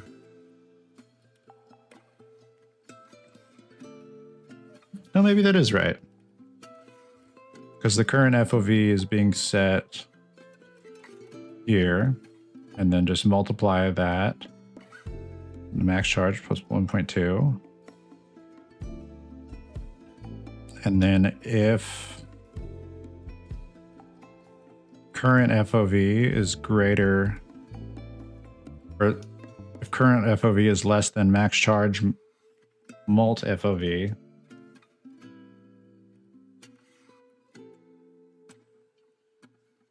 no, that's not right either.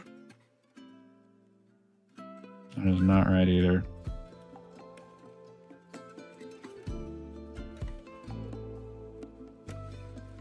I'll get it. I think I can do this.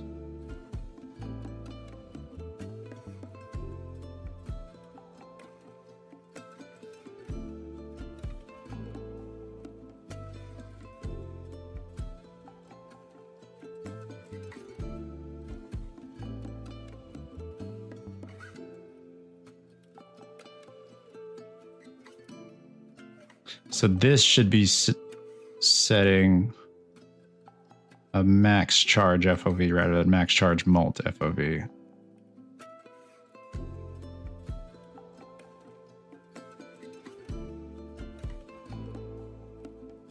And then that, I guess it doesn't need to set. I can just plug it in.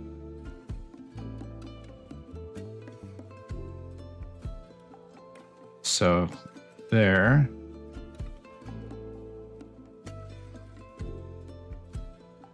To there, maybe. I'm gonna try it out. I have a feeling it's not gonna work, but I'm trying it out anyway.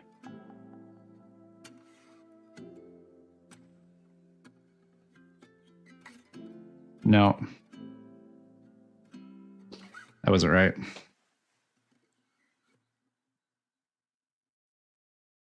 If current FOV is less than the max charge. Oh, because it keeps setting. Okay, yeah. Back where it started, it just keeps setting it. It keeps raising it because the current FOV. Yeah, that's not right. That's not right at all. That is not right at all. I see what the problem is here. Okay. Let's just get rid of that. I don't think this is right. That's not right. Current, this is right. Current FOV needs to go into this here. Get some more reroutes just to make it easier to comprehend. Okay.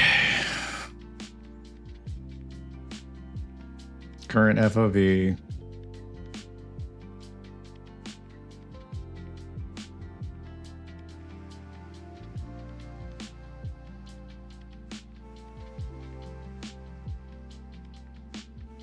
See, it needs to set current FOV.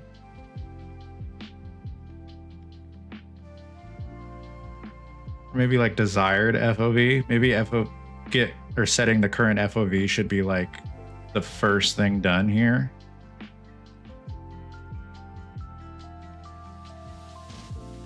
Or set original FOV. That's what I need. I need an original FOV, not current FOV. I need original FOV.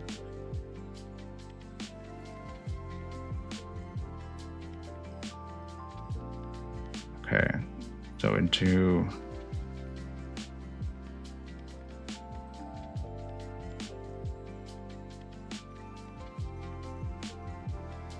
yeah, so that should be like one of the first things done here. I think I'm gonna chill with all these reroute nodes. I think they are actually kind of confusing me. I can just grab multiple references to the camera. I don't need to reroute everything like I'm planning out a metro station.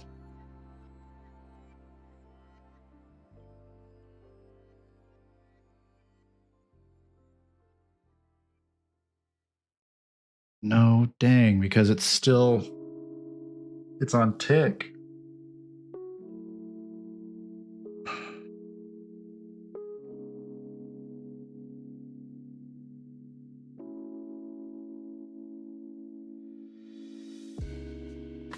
So I need that to save as the original FOV, but without it changing what the camera's current FOV is. So that should probably be done outside of tick, because tick's current camera FOV is always going to change.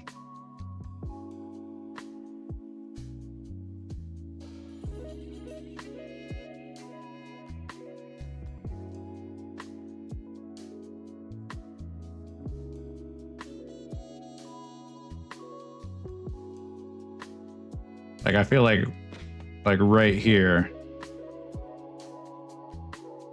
No, shoot.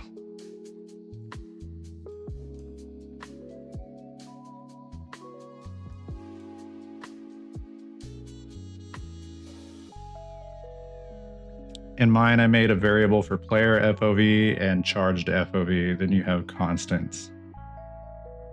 Okay.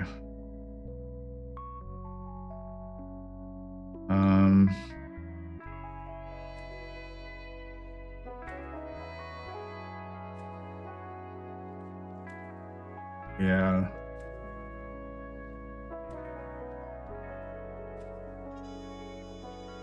Gosh.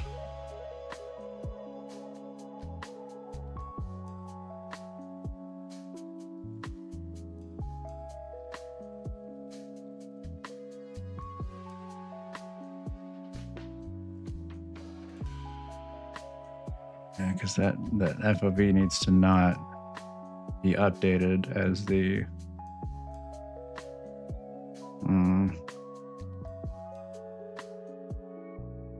Okay, I think I'll just take a look at your solution here. I feel like I had it, like I almost had it, and then it just kind of slipped away from me, unfortunately. Get rid of that.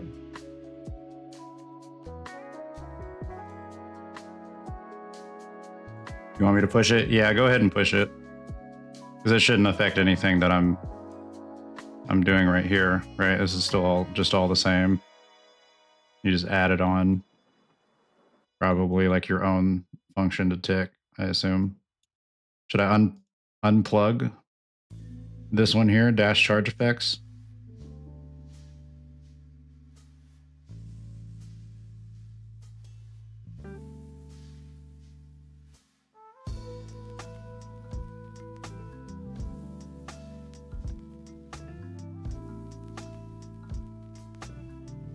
Or should I push? No, I don't think it'll matter. You can push yours. I forgot it. It just pushes the changes. You'll have to revert your version or you cannot pull. Okay. I'm not quite sure how to revert it because we edited the same file.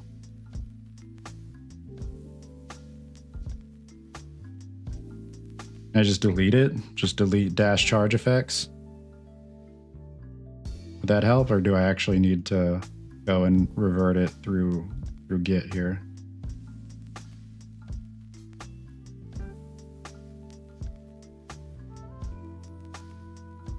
I'm honestly close the editor and revert it in Git. Okay.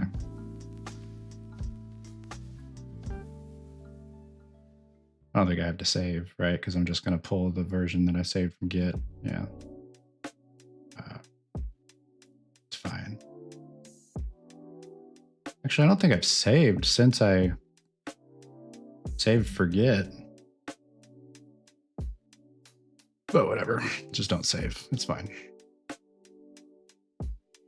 Epic, what are you doing?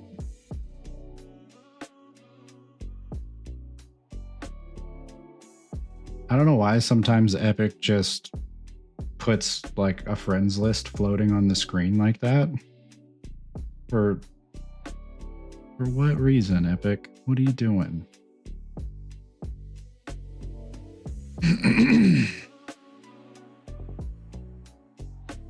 Yeah, it's so weird.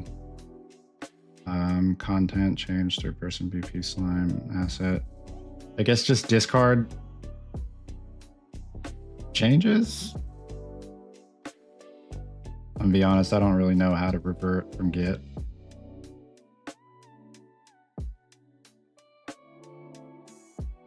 Yeah, just discard changes. Okay. If you want to discard the changes, changes can be restored by retrieving them from the recycle bin. Okay, yeah, discard. And then fetch.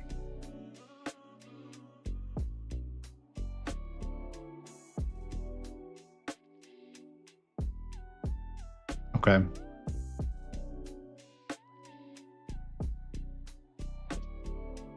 gonna use the restroom real quick.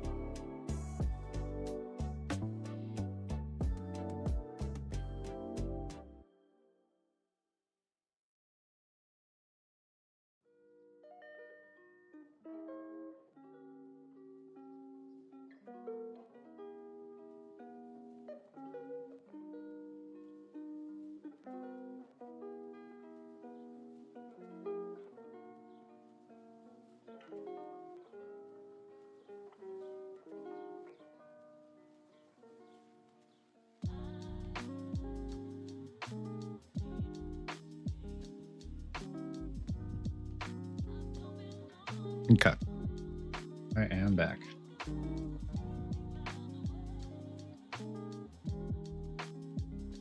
I pushed. Okay. And I think I just fetch, right? That's how I did it last time.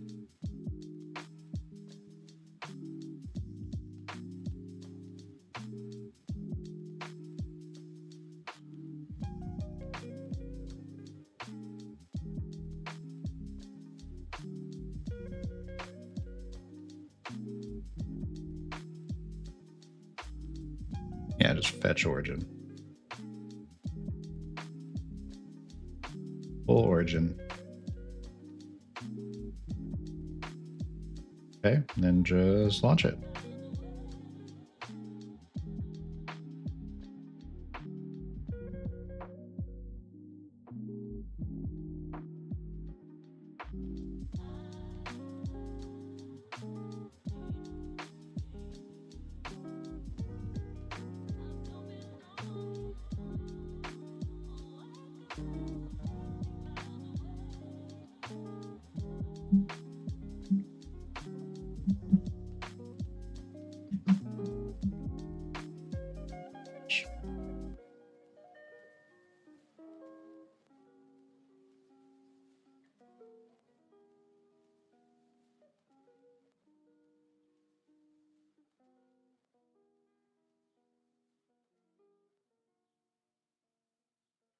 Okay.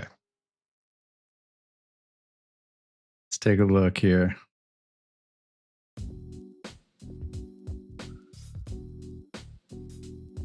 Player FOV, charged FOV, dash percent FOV.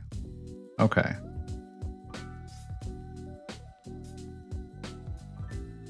Dash charge percent. Okay. Goes into if it's greater than or equal to 0.9. Camera shake would go here. 6. Okay.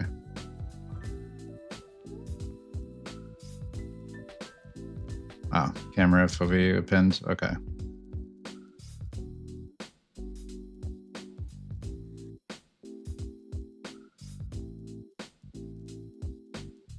Okay. Okay.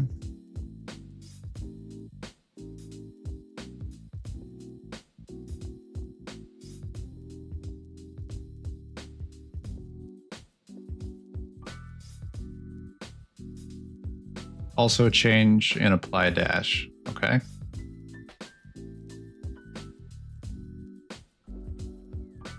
Prevent timeline from running anymore and reset charge percentage so FOV snaps back. Oh, I see. Okay.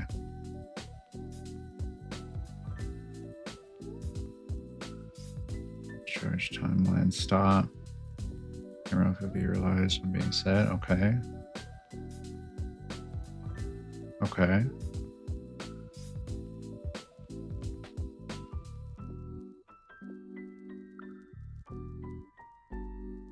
Okay. The F interpret to constant gets the current FOV. Then it alerts the player FOV, the charged FOV, from the player FOV to the charged FOV. And this is player FOV is just, okay, so that's just the current number. And then that's something that can be set in like a settings blueprint later on. Charged FOV. So this was one thing that I want is I am going to have to make the charged FOV essentially be a multiplier of the player FOV. Oh my gosh, girl. Which that's pretty easy to do. But that's something I can do later. Girl. Go to bed. Lay down. Not on the keyboard.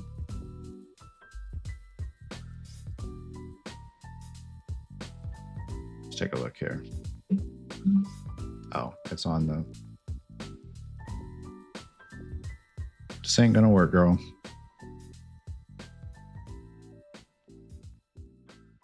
Hi. I love you. I value you. I appreciate you. I'm glad you're here. not glad you're in my way right now, but I'm just glad you're here.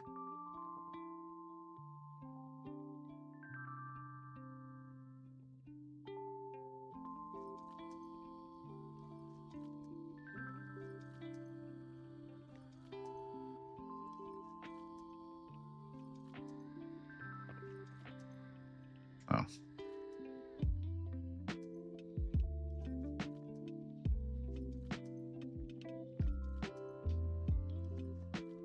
Go to the test map.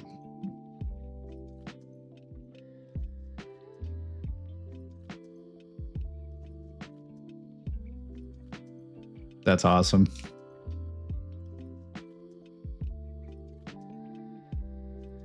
Yeah, that's pretty awesome.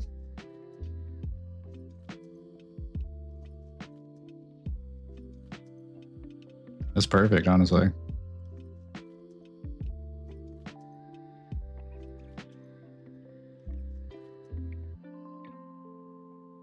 I could probably just get rid of the charge meter right now.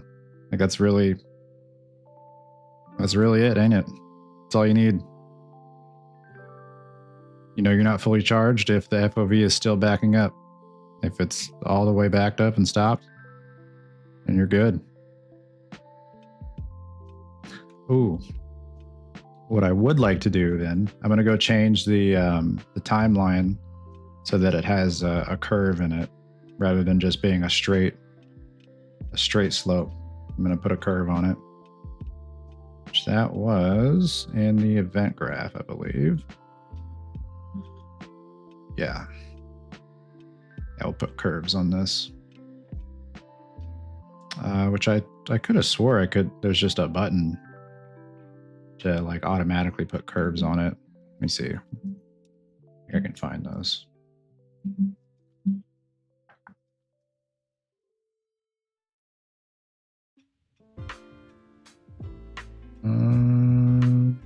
External curve, right? No, am I crazy?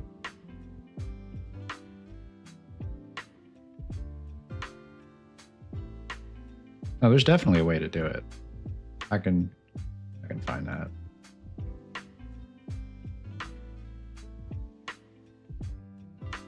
Big time dilation loop, autoplay, last keyframe. Oh, you know what? Remember when I was like, my brain rotted perception of time made me think that a half second is a full second? It's because it is a full second. The time dilation is 0.5 and it's not ignoring, it's not ignoring time dilation.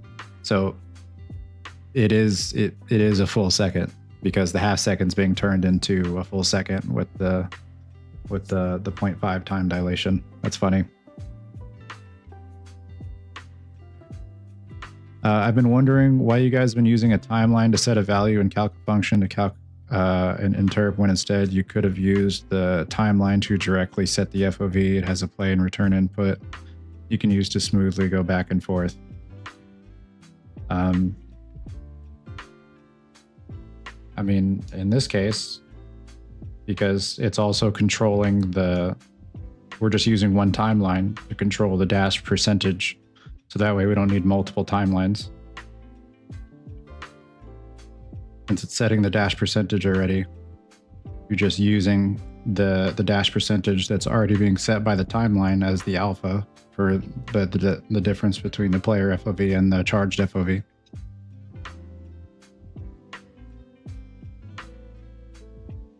I also appreciate you stopping by here, Green Coat.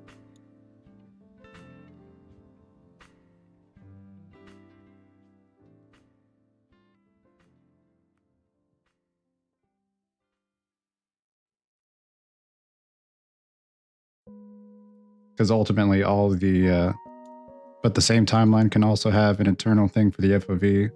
That's what I always use. That's why I'm wondering. Well, yeah, but in that case, then it's hard set in the timeline, and you can't really adjust it from there or make any changes for how quickly you want that to be set outside of the timeline itself. So in this case, we can put it all into its own function here and just have that one value that's going from 0 to 1 in the timeline, use that 0 to 1 value You can make a 0 to 1 value and input min and max values. Yeah, that's another way to do it.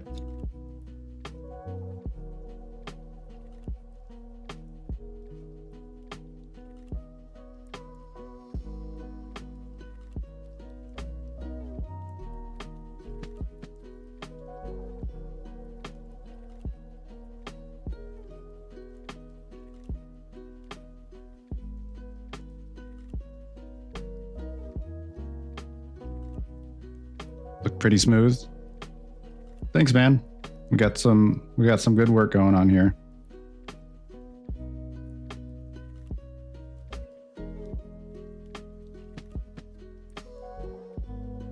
A lot of this is thanks to Bacon Guy's incredible contributions. Dude is a legend.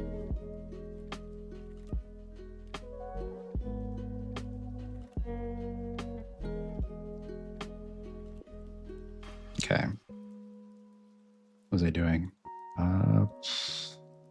Oh, setting the curve in the timeline. That's right. Trying to remember how to even set the curves. I could have swore there was a like a curve button. There's the external curve. Oh, no, there is a curve right here. Oh, I don't really need to set the curve of the velocity. That's okay. So I don't need to do that. I just need to set the curve of the percentage. Yeah, I always make the timeline with curve 0 to 1 and then create a min max and lerp between them to set the FOV, for example. That makes sense. So you only have 2 variables, min max and 1 lerp. Yeah, that's definitely one way to do it.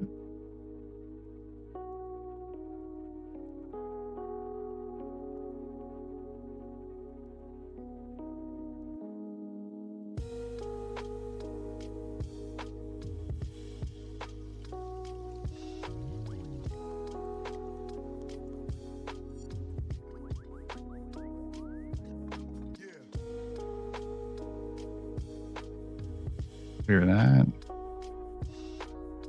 Time should be 0. No, that's fine.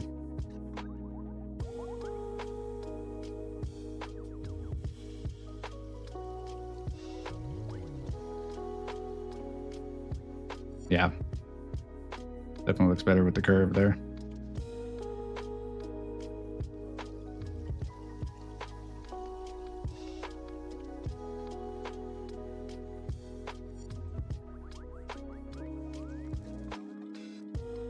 You know, I might actually make the amount that the FOV pulls back just a little bit lower.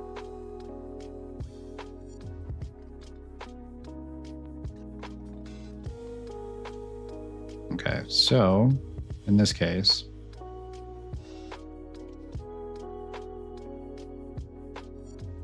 I will have to get player FOV. Well, the player FOV is already here, so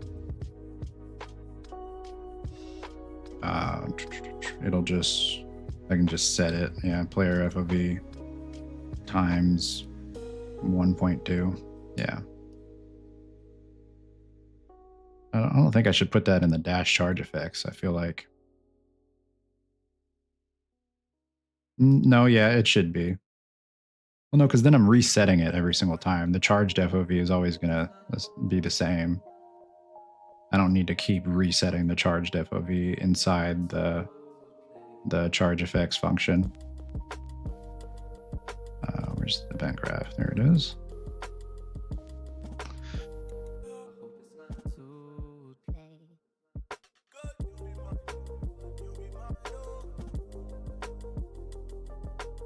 I would just do it on begin play, to be honest.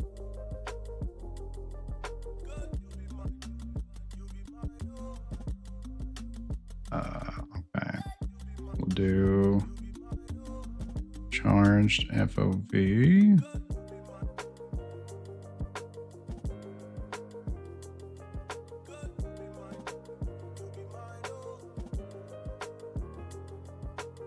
Is that only in the... No, it's not.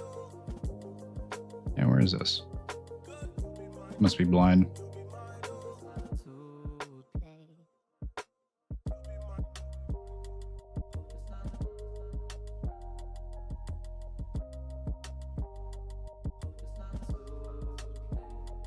config. Yeah, config. There we go.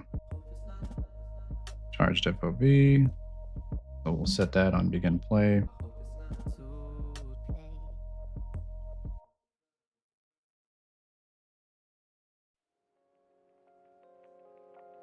And then player FOV. Get.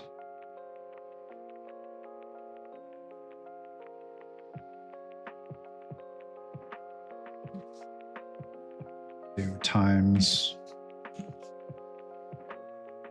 0.2, I guess is fine. Excuse me.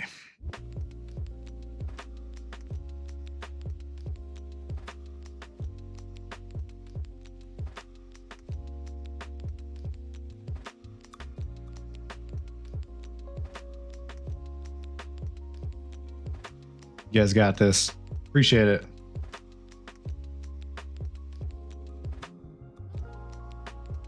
We are doing our darndest over here.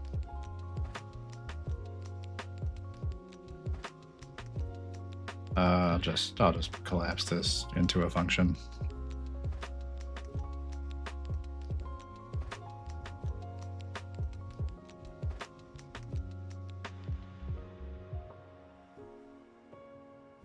Oh, I gotta compile it first. That's right. Wait, what? Can I not set the name right here?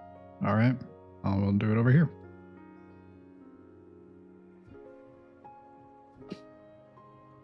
Set FOV. Set charged FOV.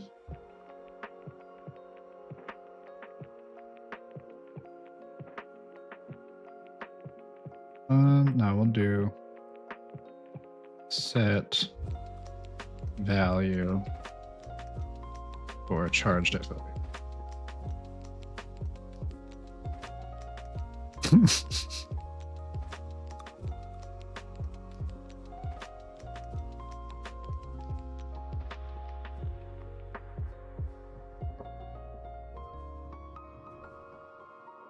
That's perfect.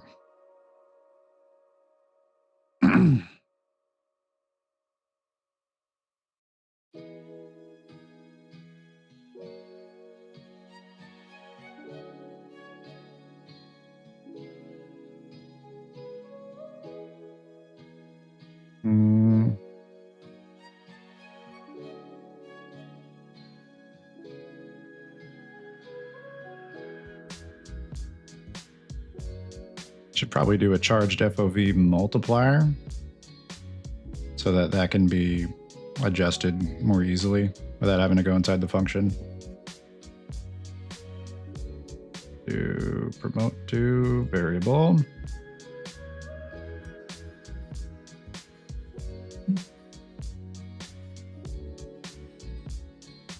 Mult for charged FOV.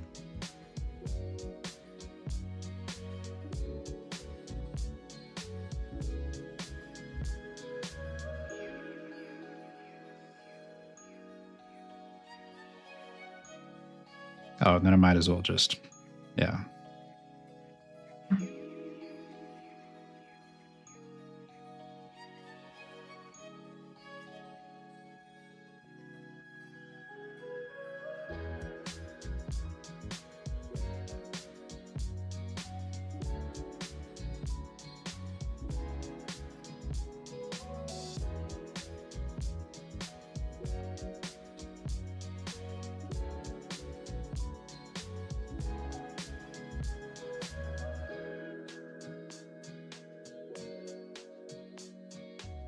I think begin play.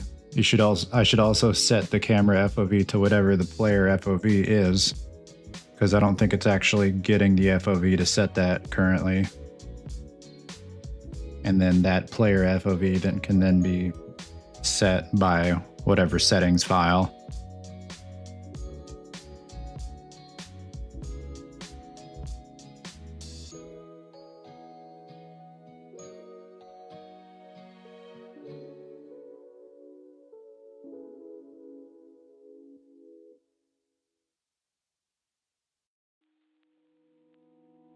Back to event graph, begin play.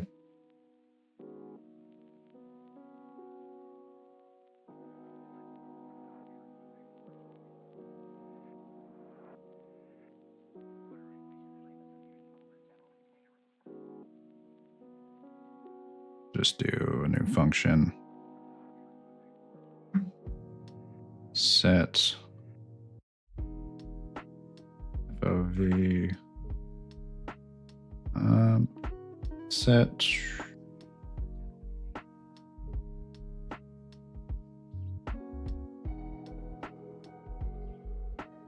FOV by setting. Should keep in the same function. Oh, really? Okay. Let's delete that. I guess because I was thinking that, oh, keep it in the same function as the set value for charged FOV. Or in the same function as the dash charge. Because my thought was that would be, well, it'd probably be a whole function for setting the set certain values based off of player settings input. So I probably shouldn't be using set FOV based on like player input to begin with. It should be like a whole settings function, I'd imagine.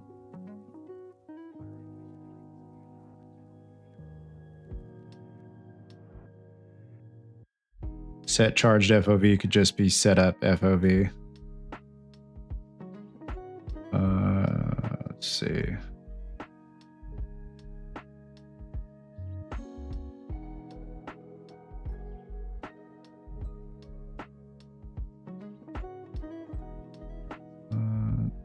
I like the mult. Hang on. That's going to be over. Yeah. Set value for charged FOV. The charged FOV is always derived from the player FOV. Well, I guess that's what I was looking for. Is it... So the player FOV currently, it's just a value, like just a hard value. And so I was going to have it be based off of whatever, like fed in and set from whatever value is set by the player. So yeah, I think you're right. Setup FOV is probably better.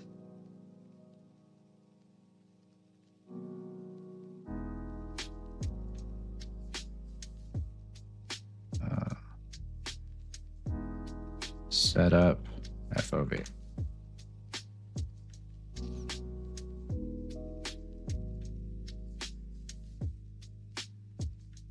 Okay, and then we'll just go on camera. No, not camera. The set player FOV would need to be determined by whatever settings, which I don't have. None of that's like configured yet. Okay.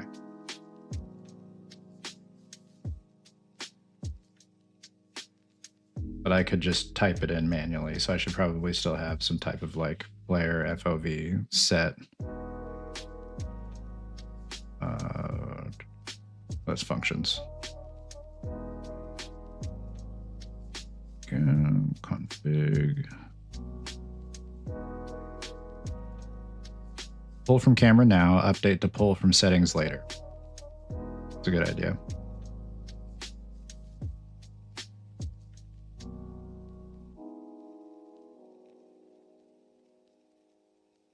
Hit field of view. Plug into there. Bang, bang, boom.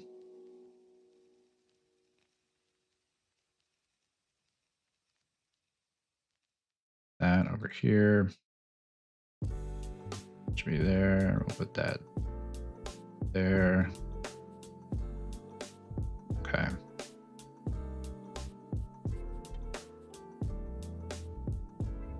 Save. Beautiful.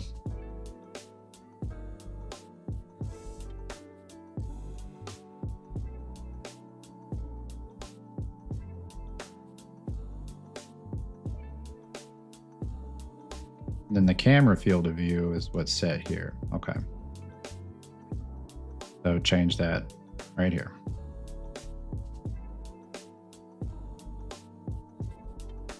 Alrighty. So that's that done.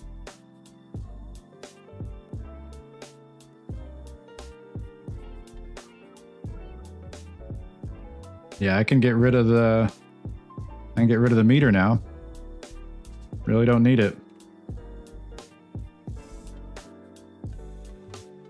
Oh, but the molt charge, the molt for charged FOV, I want to make that, it is exposed. Okay, it's already exposed. So then that means I can just, you know, whatever player. Player. No, it's not gonna be player start. Player's not even in the Wait, I don't even think that matters then.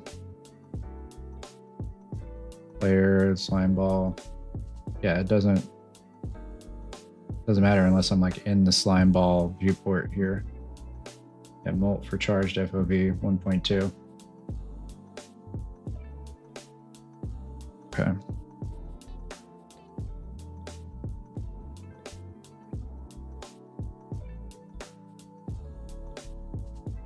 And the event graph.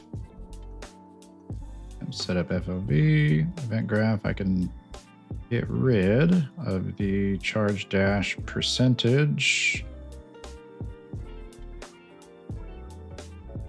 Because all this is doing is setting UI, I believe. Charge dash percentage, set percent. Remove from view, visible, charge dash. Okay. Yeah, I think I can just get rid of this here. Target is UI charge meter. And that's also in charge dash. So I can get rid of that. I don't have to validate it.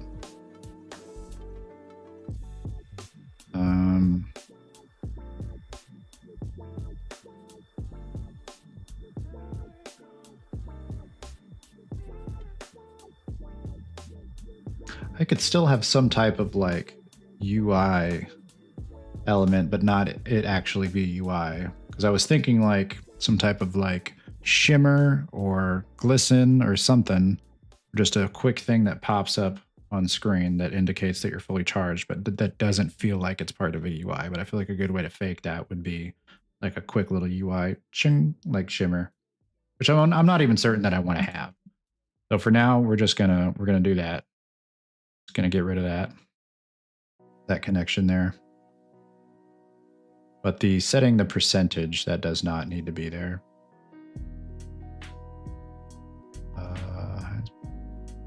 Impulse. Dash charge velocity, which I don't really need to have the velocity come up on screen anymore. It's kind of useless. I'll just unplug that from here. But the can dash needs to be plugged in over here.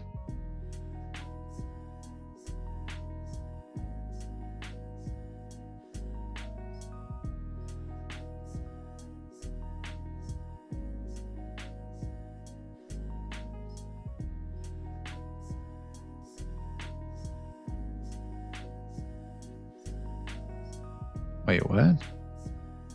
Can dash is false after applying a dash? Oh, yeah, because that was, okay, yeah. Because that's making it so that you can't just infinitely dash while in the air, because it sets it as false, and then you can only dash again after you touch a surface. Okay. And then this, I think this is literally just changing the meter. UI charge meter. Yeah, so we can get rid of this. This can go.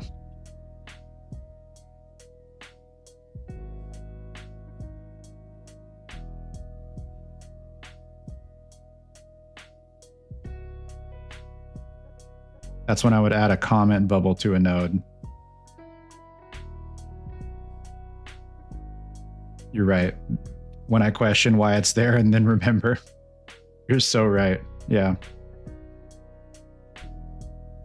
Okay. UI charge meter. Where is that getting created?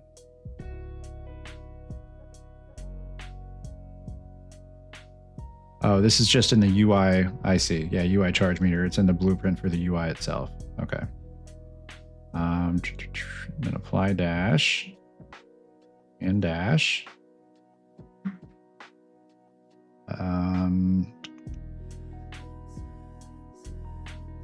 Prevents player from infinitely dashing.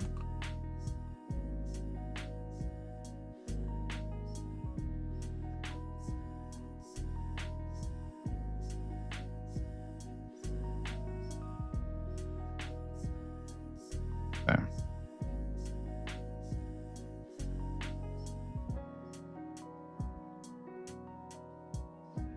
Close that.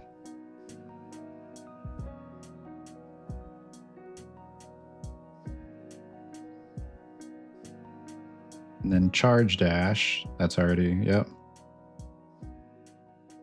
Like validates and creates, validates widget and sets visibility, which that's probably just going to get deleted at some point, but if it is, I might as well know exactly what it does. Okay.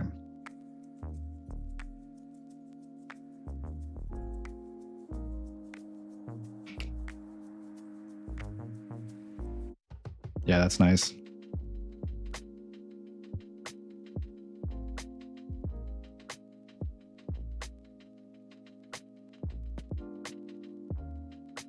Okay, so now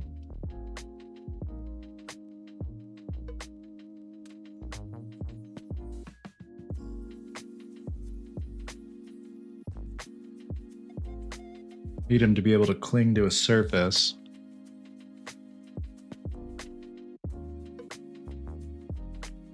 But it needs to be triggerable within close proximity to the surface.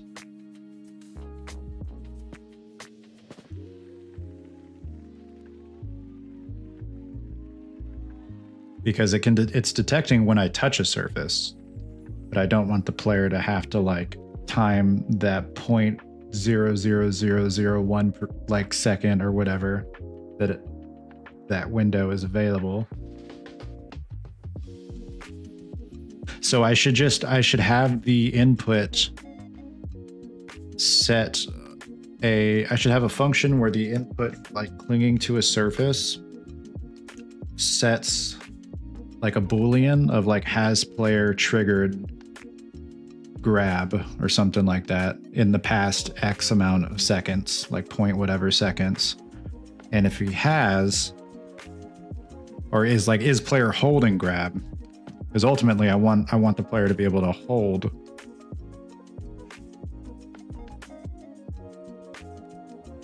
Yeah, so I'm gonna need two Booleans based off of like whether the player has pressed and held and is holding grab, even if you're not attached to a surface, and one that tracks if the player has just collided with a surface and has it been X amount of seconds since the collision has happened. Because in both cases, I want the grab to be able to latch onto the wall so that the player doesn't have to feel like they're timing it perfectly. Maybe like make the window a little small so it feels like they're timing it perfectly, but just to give some leeway in when they actually need to press and hold it. Because in that case, you could just hold the grab like from when you're dashing. Like you can just hold the grab forever, and you just grab onto a wall. So I guess that all I have to track is like, is the input currently being held? And if it is being held, then latch on to the next surface you collide onto. But then the timing is going to have to be from after he's left, or after the collision of the surface. There's going to have to be a timer that detects like how long has it been since the collision has happened, like 0.5 seconds or whatever. And if it's still within that window, still grab onto the surface, you know? So that way it doesn't have to be a proximity detection. It's just like whether they're currently holding it or whether they've just recently collided with the surface. Because if it's been too long, then, well, no, because in that case, you could be like falling down and hitting a wall. Well, I guess you're still colliding with it then. You're still technically colliding with it if you're hitting the wall or hitting a surface in that time.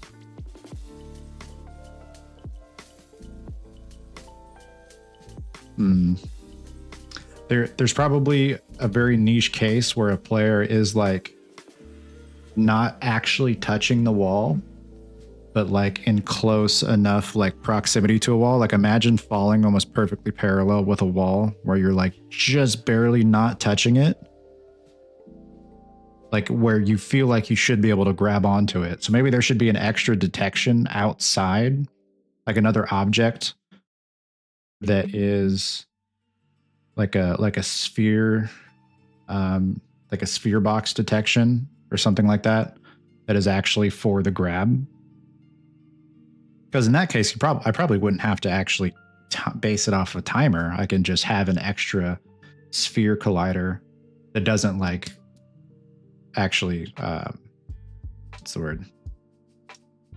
That doesn't actually make it bounce off. Yeah, like an overlap sphere. There we go. Yeah.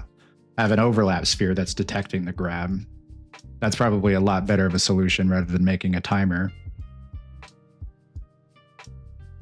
Yeah, just an overlap sphere I think would be fine. I'm over here trying to make it super complicated.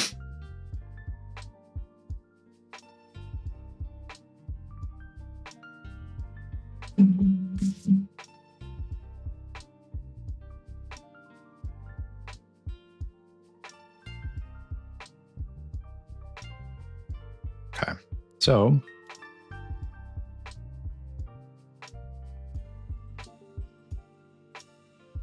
oh man, the S, it's still all inside the physics constraint here. I can't remember if the physics constraint was even really necessary to be nested this way. The physics constraint was necessary for the grapple, which no longer even functions, but like if I was to re-implement it, I'm pretty sure I didn't even need it to be nested this way. Because the whole actor follows where the ball is anyway. Yeah, I don't think, because it's just coming from the origin. Yeah, I don't think I need it nested this way. I think I can just bring this back out here. So we'll just make this a child of the default scene root. Yeah. Why is the, oh, the face is in there. Okay. Okay.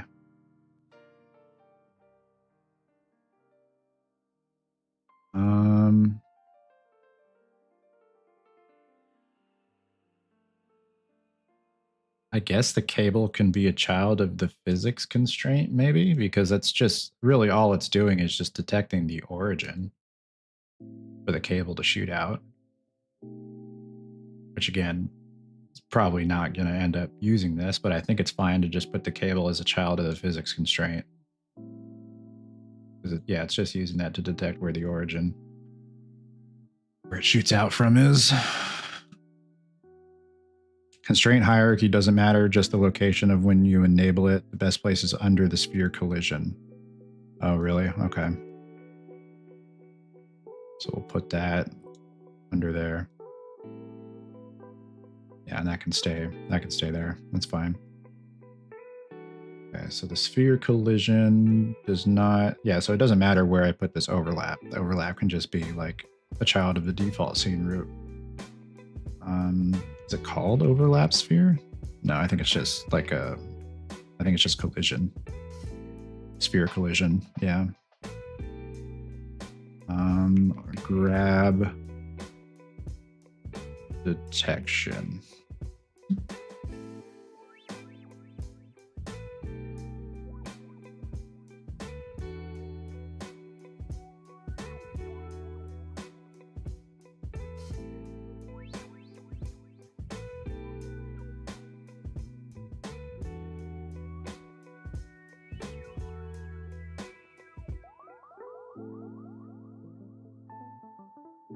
Oh.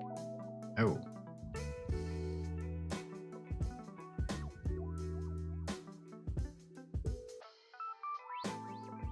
Oh, that's the sphere collision. Oh my gosh.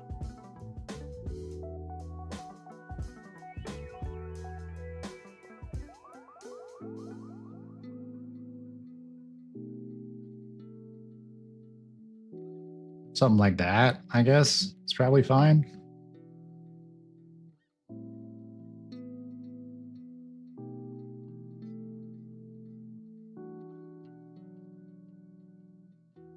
And for now, it probably doesn't need to do anything fancy looking. You know, if I can get the distance field to work properly with the lighting, I could probably have the distance field be conditional on whether this sphere collision or the grab detection is active, and then just have it like suck onto the wall like that.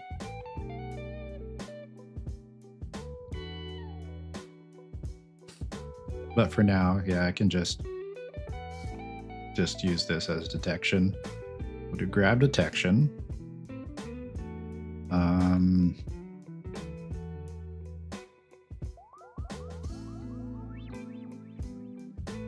Yeah, the dev only actions are moved away there. Yeah.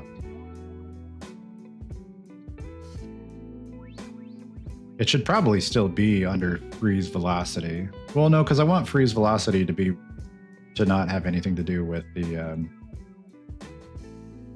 whether you're on a wall. Maybe I should just do like a separate like no clip style function, but I can do that later. I don't really need to be frozen in space at the moment.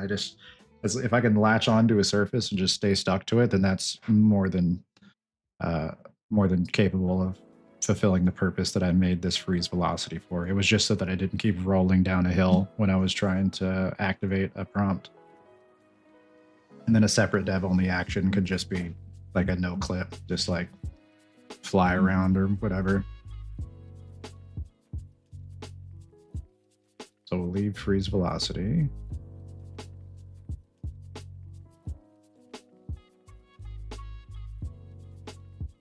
Oh, because that's right. So is velocity frozen? It's just all the input is doing is just setting whether the velocity is frozen or not. That's right.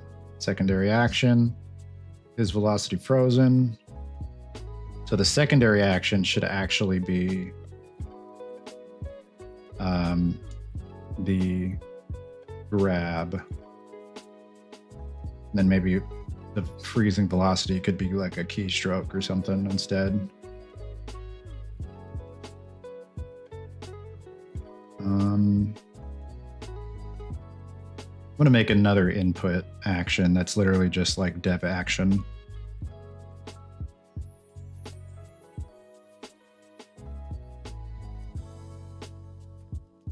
Input action, a dev action. Or dev only action.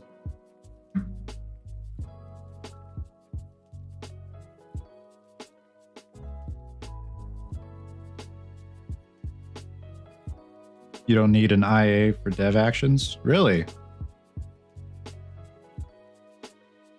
Just search keyboard in the graph. Yeah, you're right, aren't you? It's not like, it's not like I'm going to be doing dev actions like on console or with a controller or whatever. Yeah, you're totally right.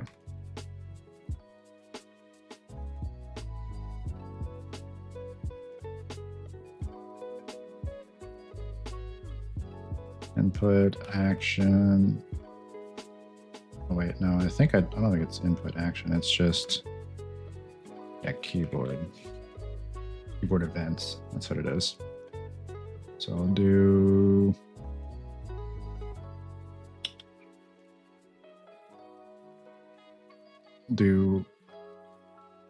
F, I guess, for now, for freeze, because that's all I'm doing right now. I need to use F for something else later, I will change it.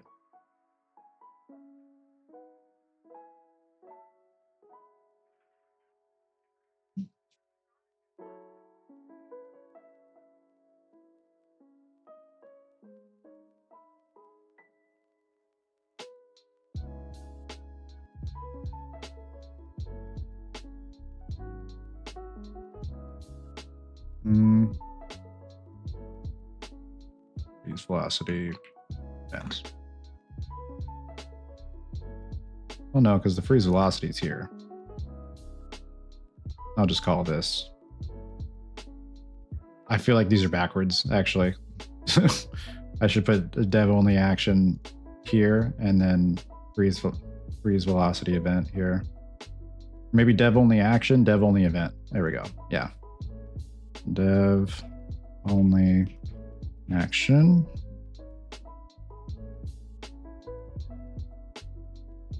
Dev only event. Well, yeah. Yeah, event. No. Function. Dev only functions. There, that's fine. That's perfectly fine.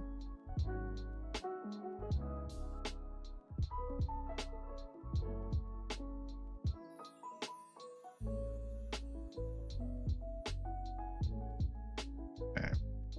Move this over here for now.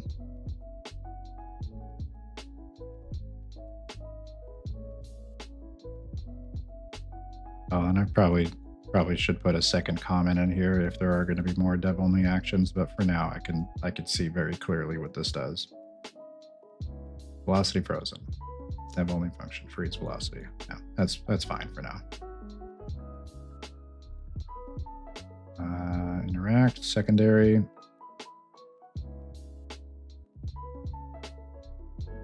All right, so this I'll need probably another Boolean. Yeah, just another Boolean. Is grabbing. Is player holding grab or is player grabbing?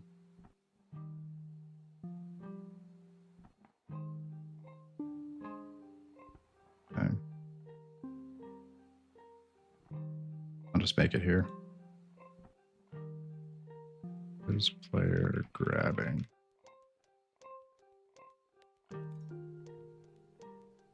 Set.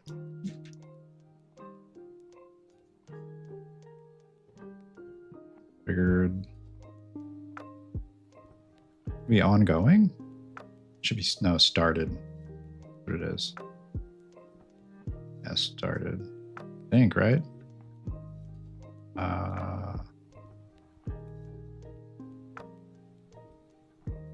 Yeah, started.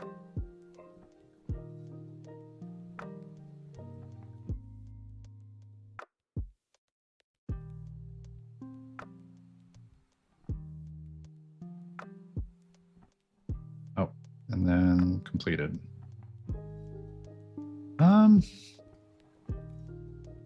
Yeah, that's fine.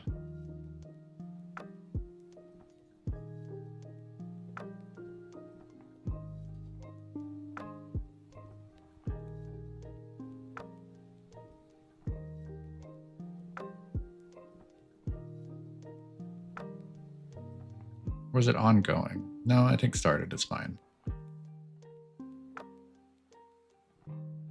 Okay.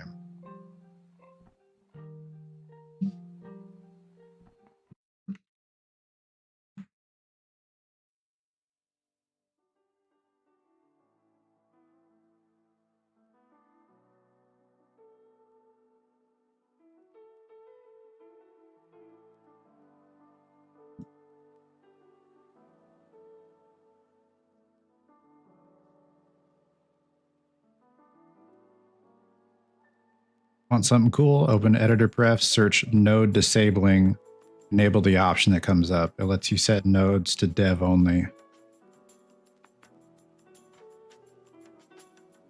Huh. Okay. Okay. Editor preferences. Node disabling. Allow explicit impure node disabling. All right, that's what you told me to search? Yeah, okay.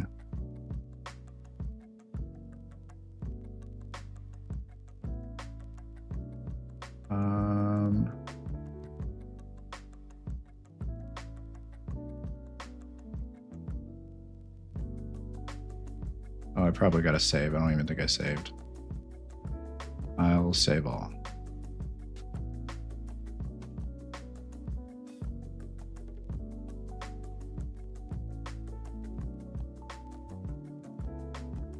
Control Alt Shift.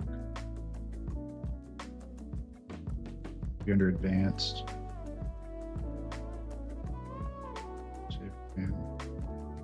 Now right click a node and look under enable compile. Development only. That's pretty cool. Look at that.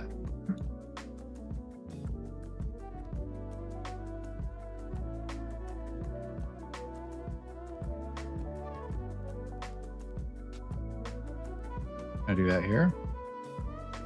Development only.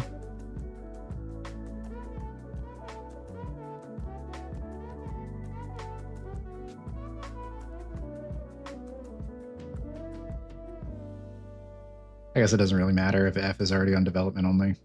Yeah. Get on, it's Steve's birthday. We got fires to fight. It's Steve's birthday? Oh man. Yeah, and if that's the case, I definitely gotta hop off here in a second.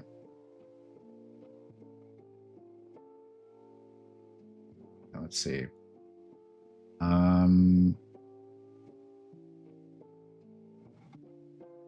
Let's see. I feel like there was something I was just about to do real quick aside from the secondary input action. Is player grabbing, is player. Well, honestly, I can put this freeze velocity into, I can have it in compile, and then I can just plug that in with is player grabbing. Like it can be the exact same.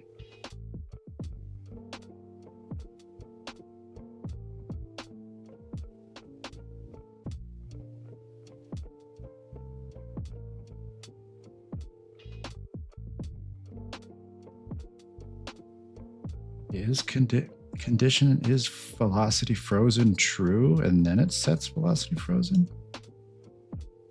Oh yeah, because okay, that makes total sense. Yeah.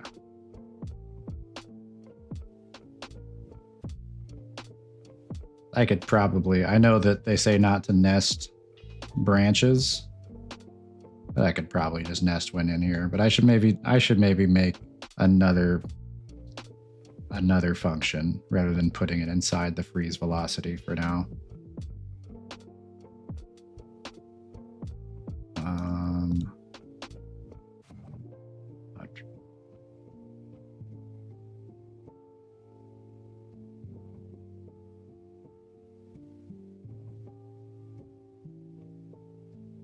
Yeah, we'll just make another function that's basically the exact same thing just for now.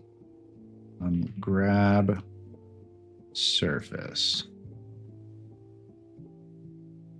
I think I can literally just copy and paste what's being done right here, but instead of is velocity frozen, just is grabbing surface.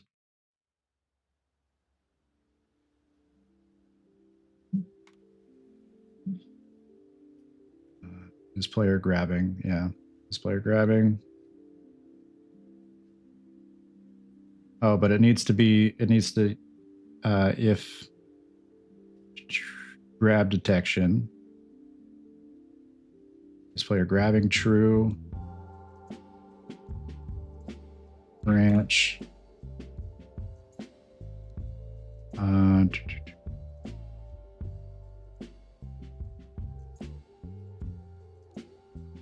Grab detection.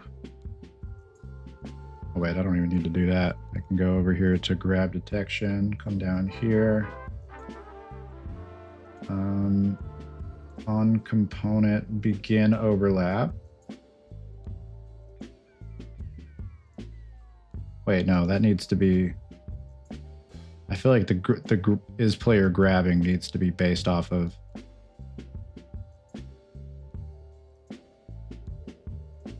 go is player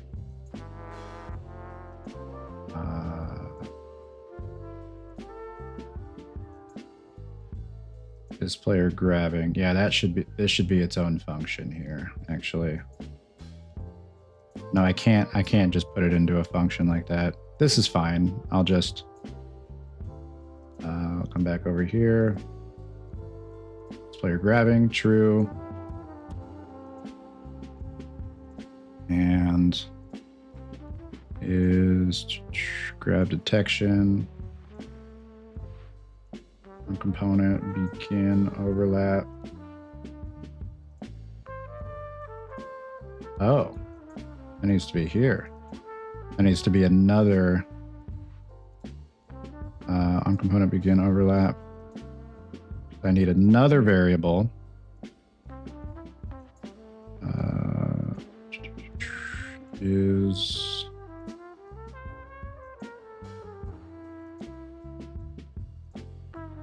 Is player. You just need to know if it has any overlap. Oh yeah. Yeah, you're right. Is grab detection overlapping?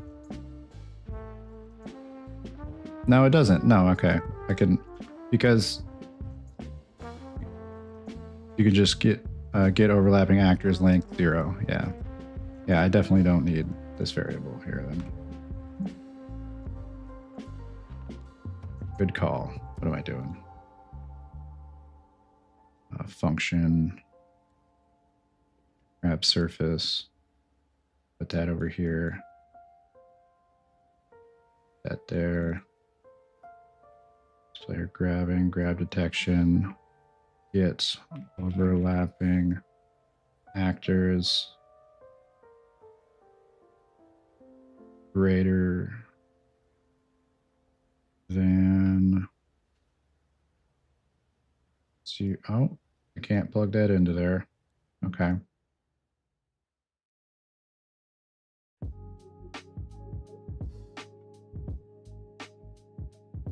Length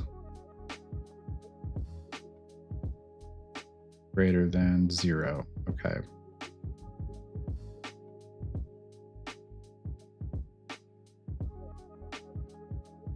Well, it's going to detect the player, so I have to exclude the player from that.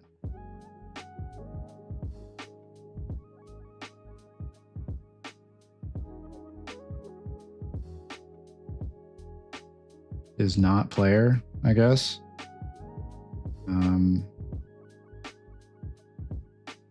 Is not equal to. No, I can't do it. Oh, it has to be from length. No. Overlapping actors. It's part of the player. I might not. Okay.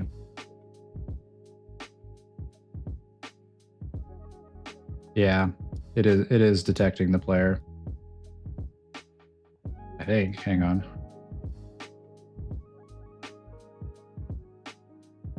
Yeah, it is detecting the player. Okay. Overlapping actor.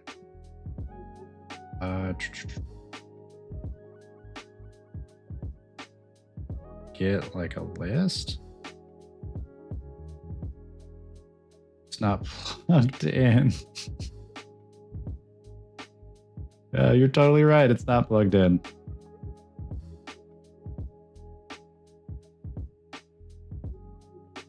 Oh, I think it's still grabbing the player though. Wait, right? I plugged everything in. Grab surface, event graph, grab surface. Yeah, it is greater than 1 because it's always grabbing the. It's always going to be in the player.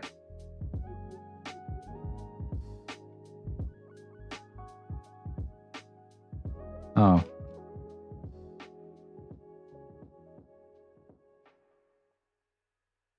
Well, now it's just not working.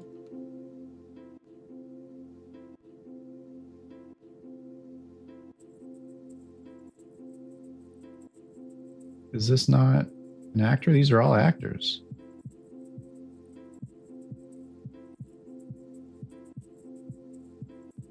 It's true. It's greater than 1. This should work. Oh, hang on. It's also detecting the sphere collision and not the grab detection. Oh wait, no. That's the velocity of. Yeah. Okay, that's the velocity of the player. Yeah, it's grabbing.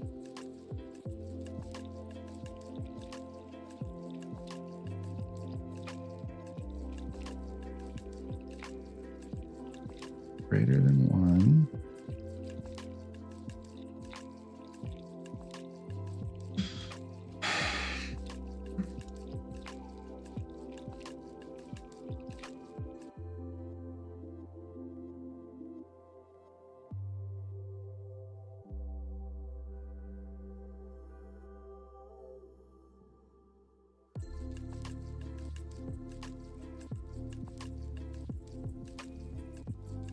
Is there like a list?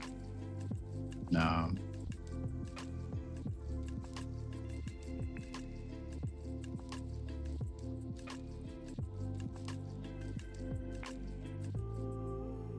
And I can't do a not equals, right?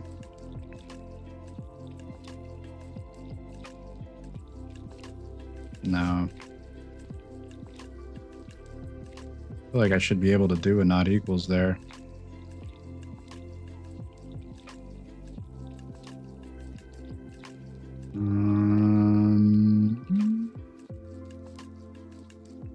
Grab detection, overlapping actors, length.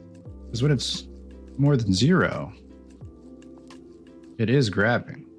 It's freezing me, which doesn't really make much sense. So it's got to have at least 1. But if it's more than 1, it just doesn't work at all, which doesn't make any sense either.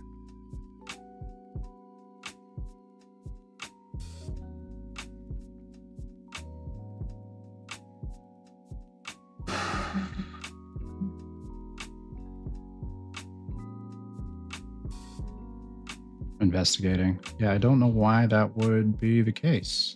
Because that if it's great, it means greater than 0, it's at least 1.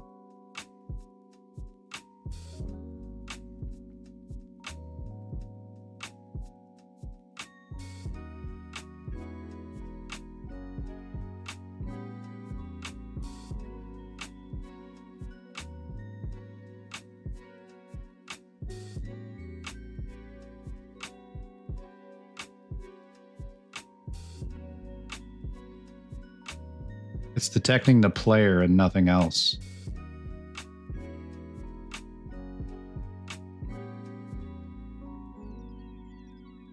What in the world?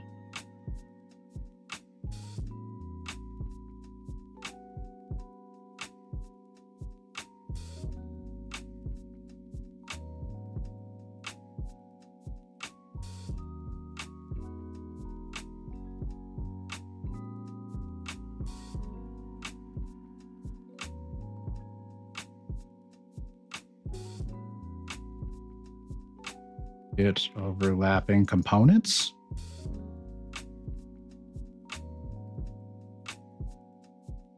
Let's try it like that.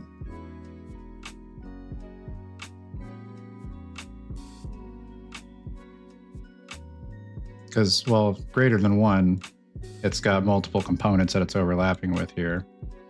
So it's going to freeze. It's not freezing.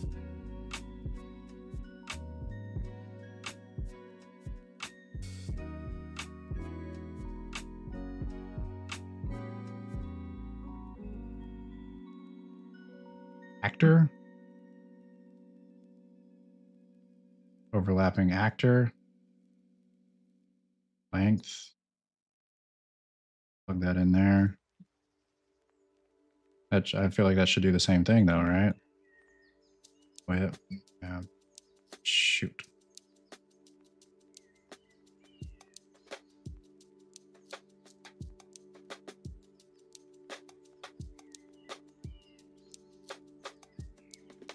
If I go to 0, then it's next player.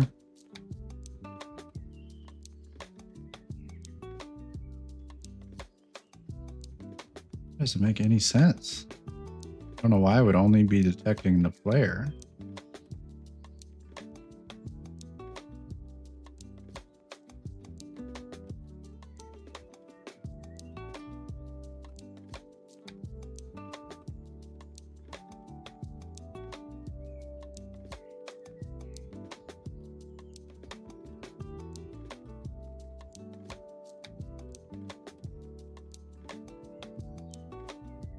Dang.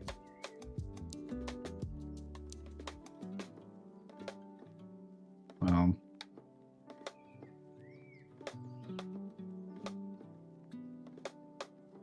Let's try like...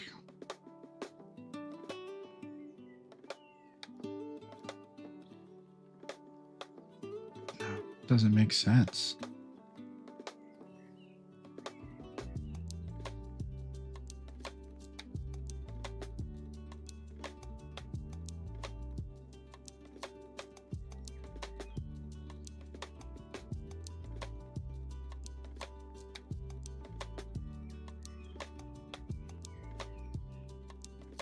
I can't print a string of the... That doesn't work. Oh, it does work. Okay.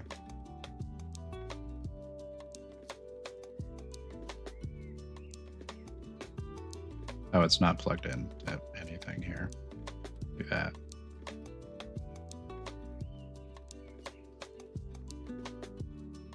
Oh, but it's getting the length. It's not getting the overlapping actors. It says 1. Oh, that's right, because it's only the player it's detecting. So it's only detecting actors that have generate overlap events ticked, and that is off by default. Ah. So like generate overlap events would need to be on here.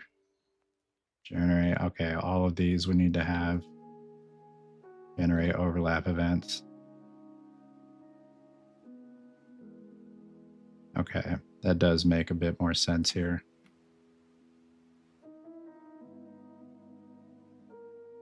It's greater than 1. I will have to essentially set anything that he can grab onto to have generate overlap events.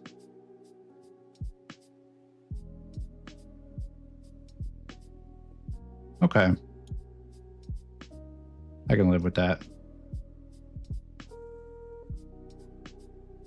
Maybe not every surface is grabbable, or maybe all surfaces are grabbable, and I'll just have to set literally everything to generate overlap. If you set the overlap to ignore pawn, you can use... See, that I wasn't sure how to ignore it. So we have filter, but I couldn't tell if that's filtering...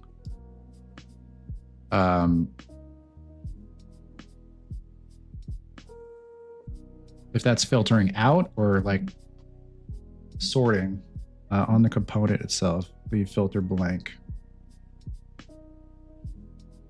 Overlap you can use greater than 0 on the component itself. Leave filter blank. Okay.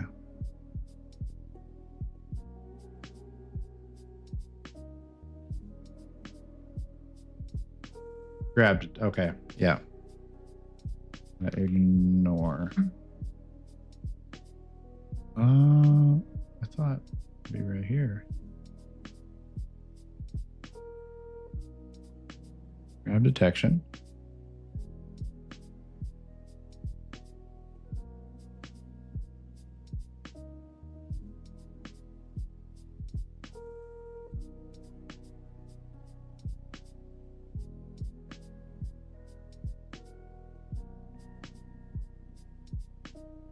Okay. Yeah, I'm not sure why there's not an ignore option. Ignore radial impulse. Radial. Oh well. It's probably fine for now. You're looking at it. What?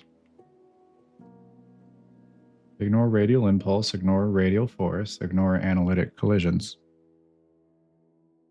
Collision pre...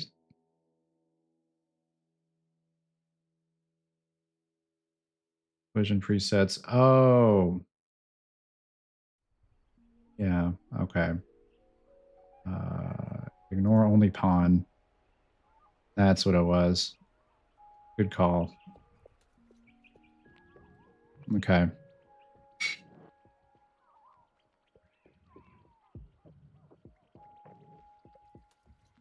Okay, now it's not working at all.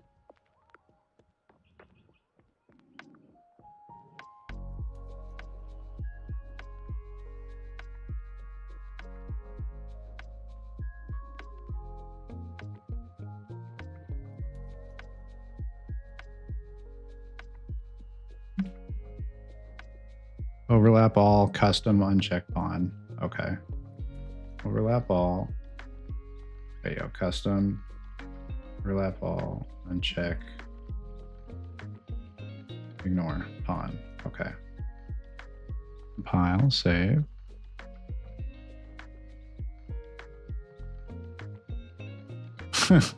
Like trying to jump, but he can't too. That's funny. Okay. Okay, cool. Awesome. Well, I think that is a perfect time to call an end to the stream here.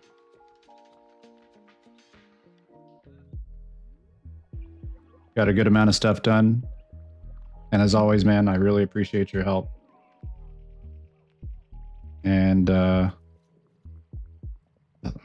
don't know why I thought there was something else that I was about to do, but I think that's it for now. Except, yeah, just setting like some type of... I'd love to see this turn into something. Me too, man. I really would too. I'm hoping this will at some point. And I imagine that it'll be pretty sweet when it does. So until then, always appreciate you stopping by and hanging out and helping out in any way you can, because you're absolutely helping me get to that point of it becoming something faster than I would on my own. But yeah, look forward to developing this next week. Look forward to hanging out next week if you're able to stop by. Thanks, man. Thanks for stopping by. Hope you have a good night. Enjoy the rest of your week. And anyone else watching, thanks for hanging out. Thanks for watching the development here. And see y'all on the flip side. Game on Monday again? Yeah, I think I should be able to game on Monday again. I'll let you know, unless like something crazy comes up that I have to attend, but I don't usually have crazy pop-up plans that happen like that. So if not, and if the very slim chance that happens, I won't be. But yeah, I think Monday we'll go back at it and try to get more progress on A Hat in Time, because we got chapter 2 to start, and then chapter 3 is unlocked. I'm sure by the time I finish chapter 2, I'll probably unlock the chapter 4 and maybe even chapter 5. We'll see. I think it's 5 chapters. No, 4 chapters. I think it's 4 chapters actually, with a lot of other hidden stuff. So yeah, we'll make more progress then. Appreciate you, man. Have a good night. I'll catch you next week.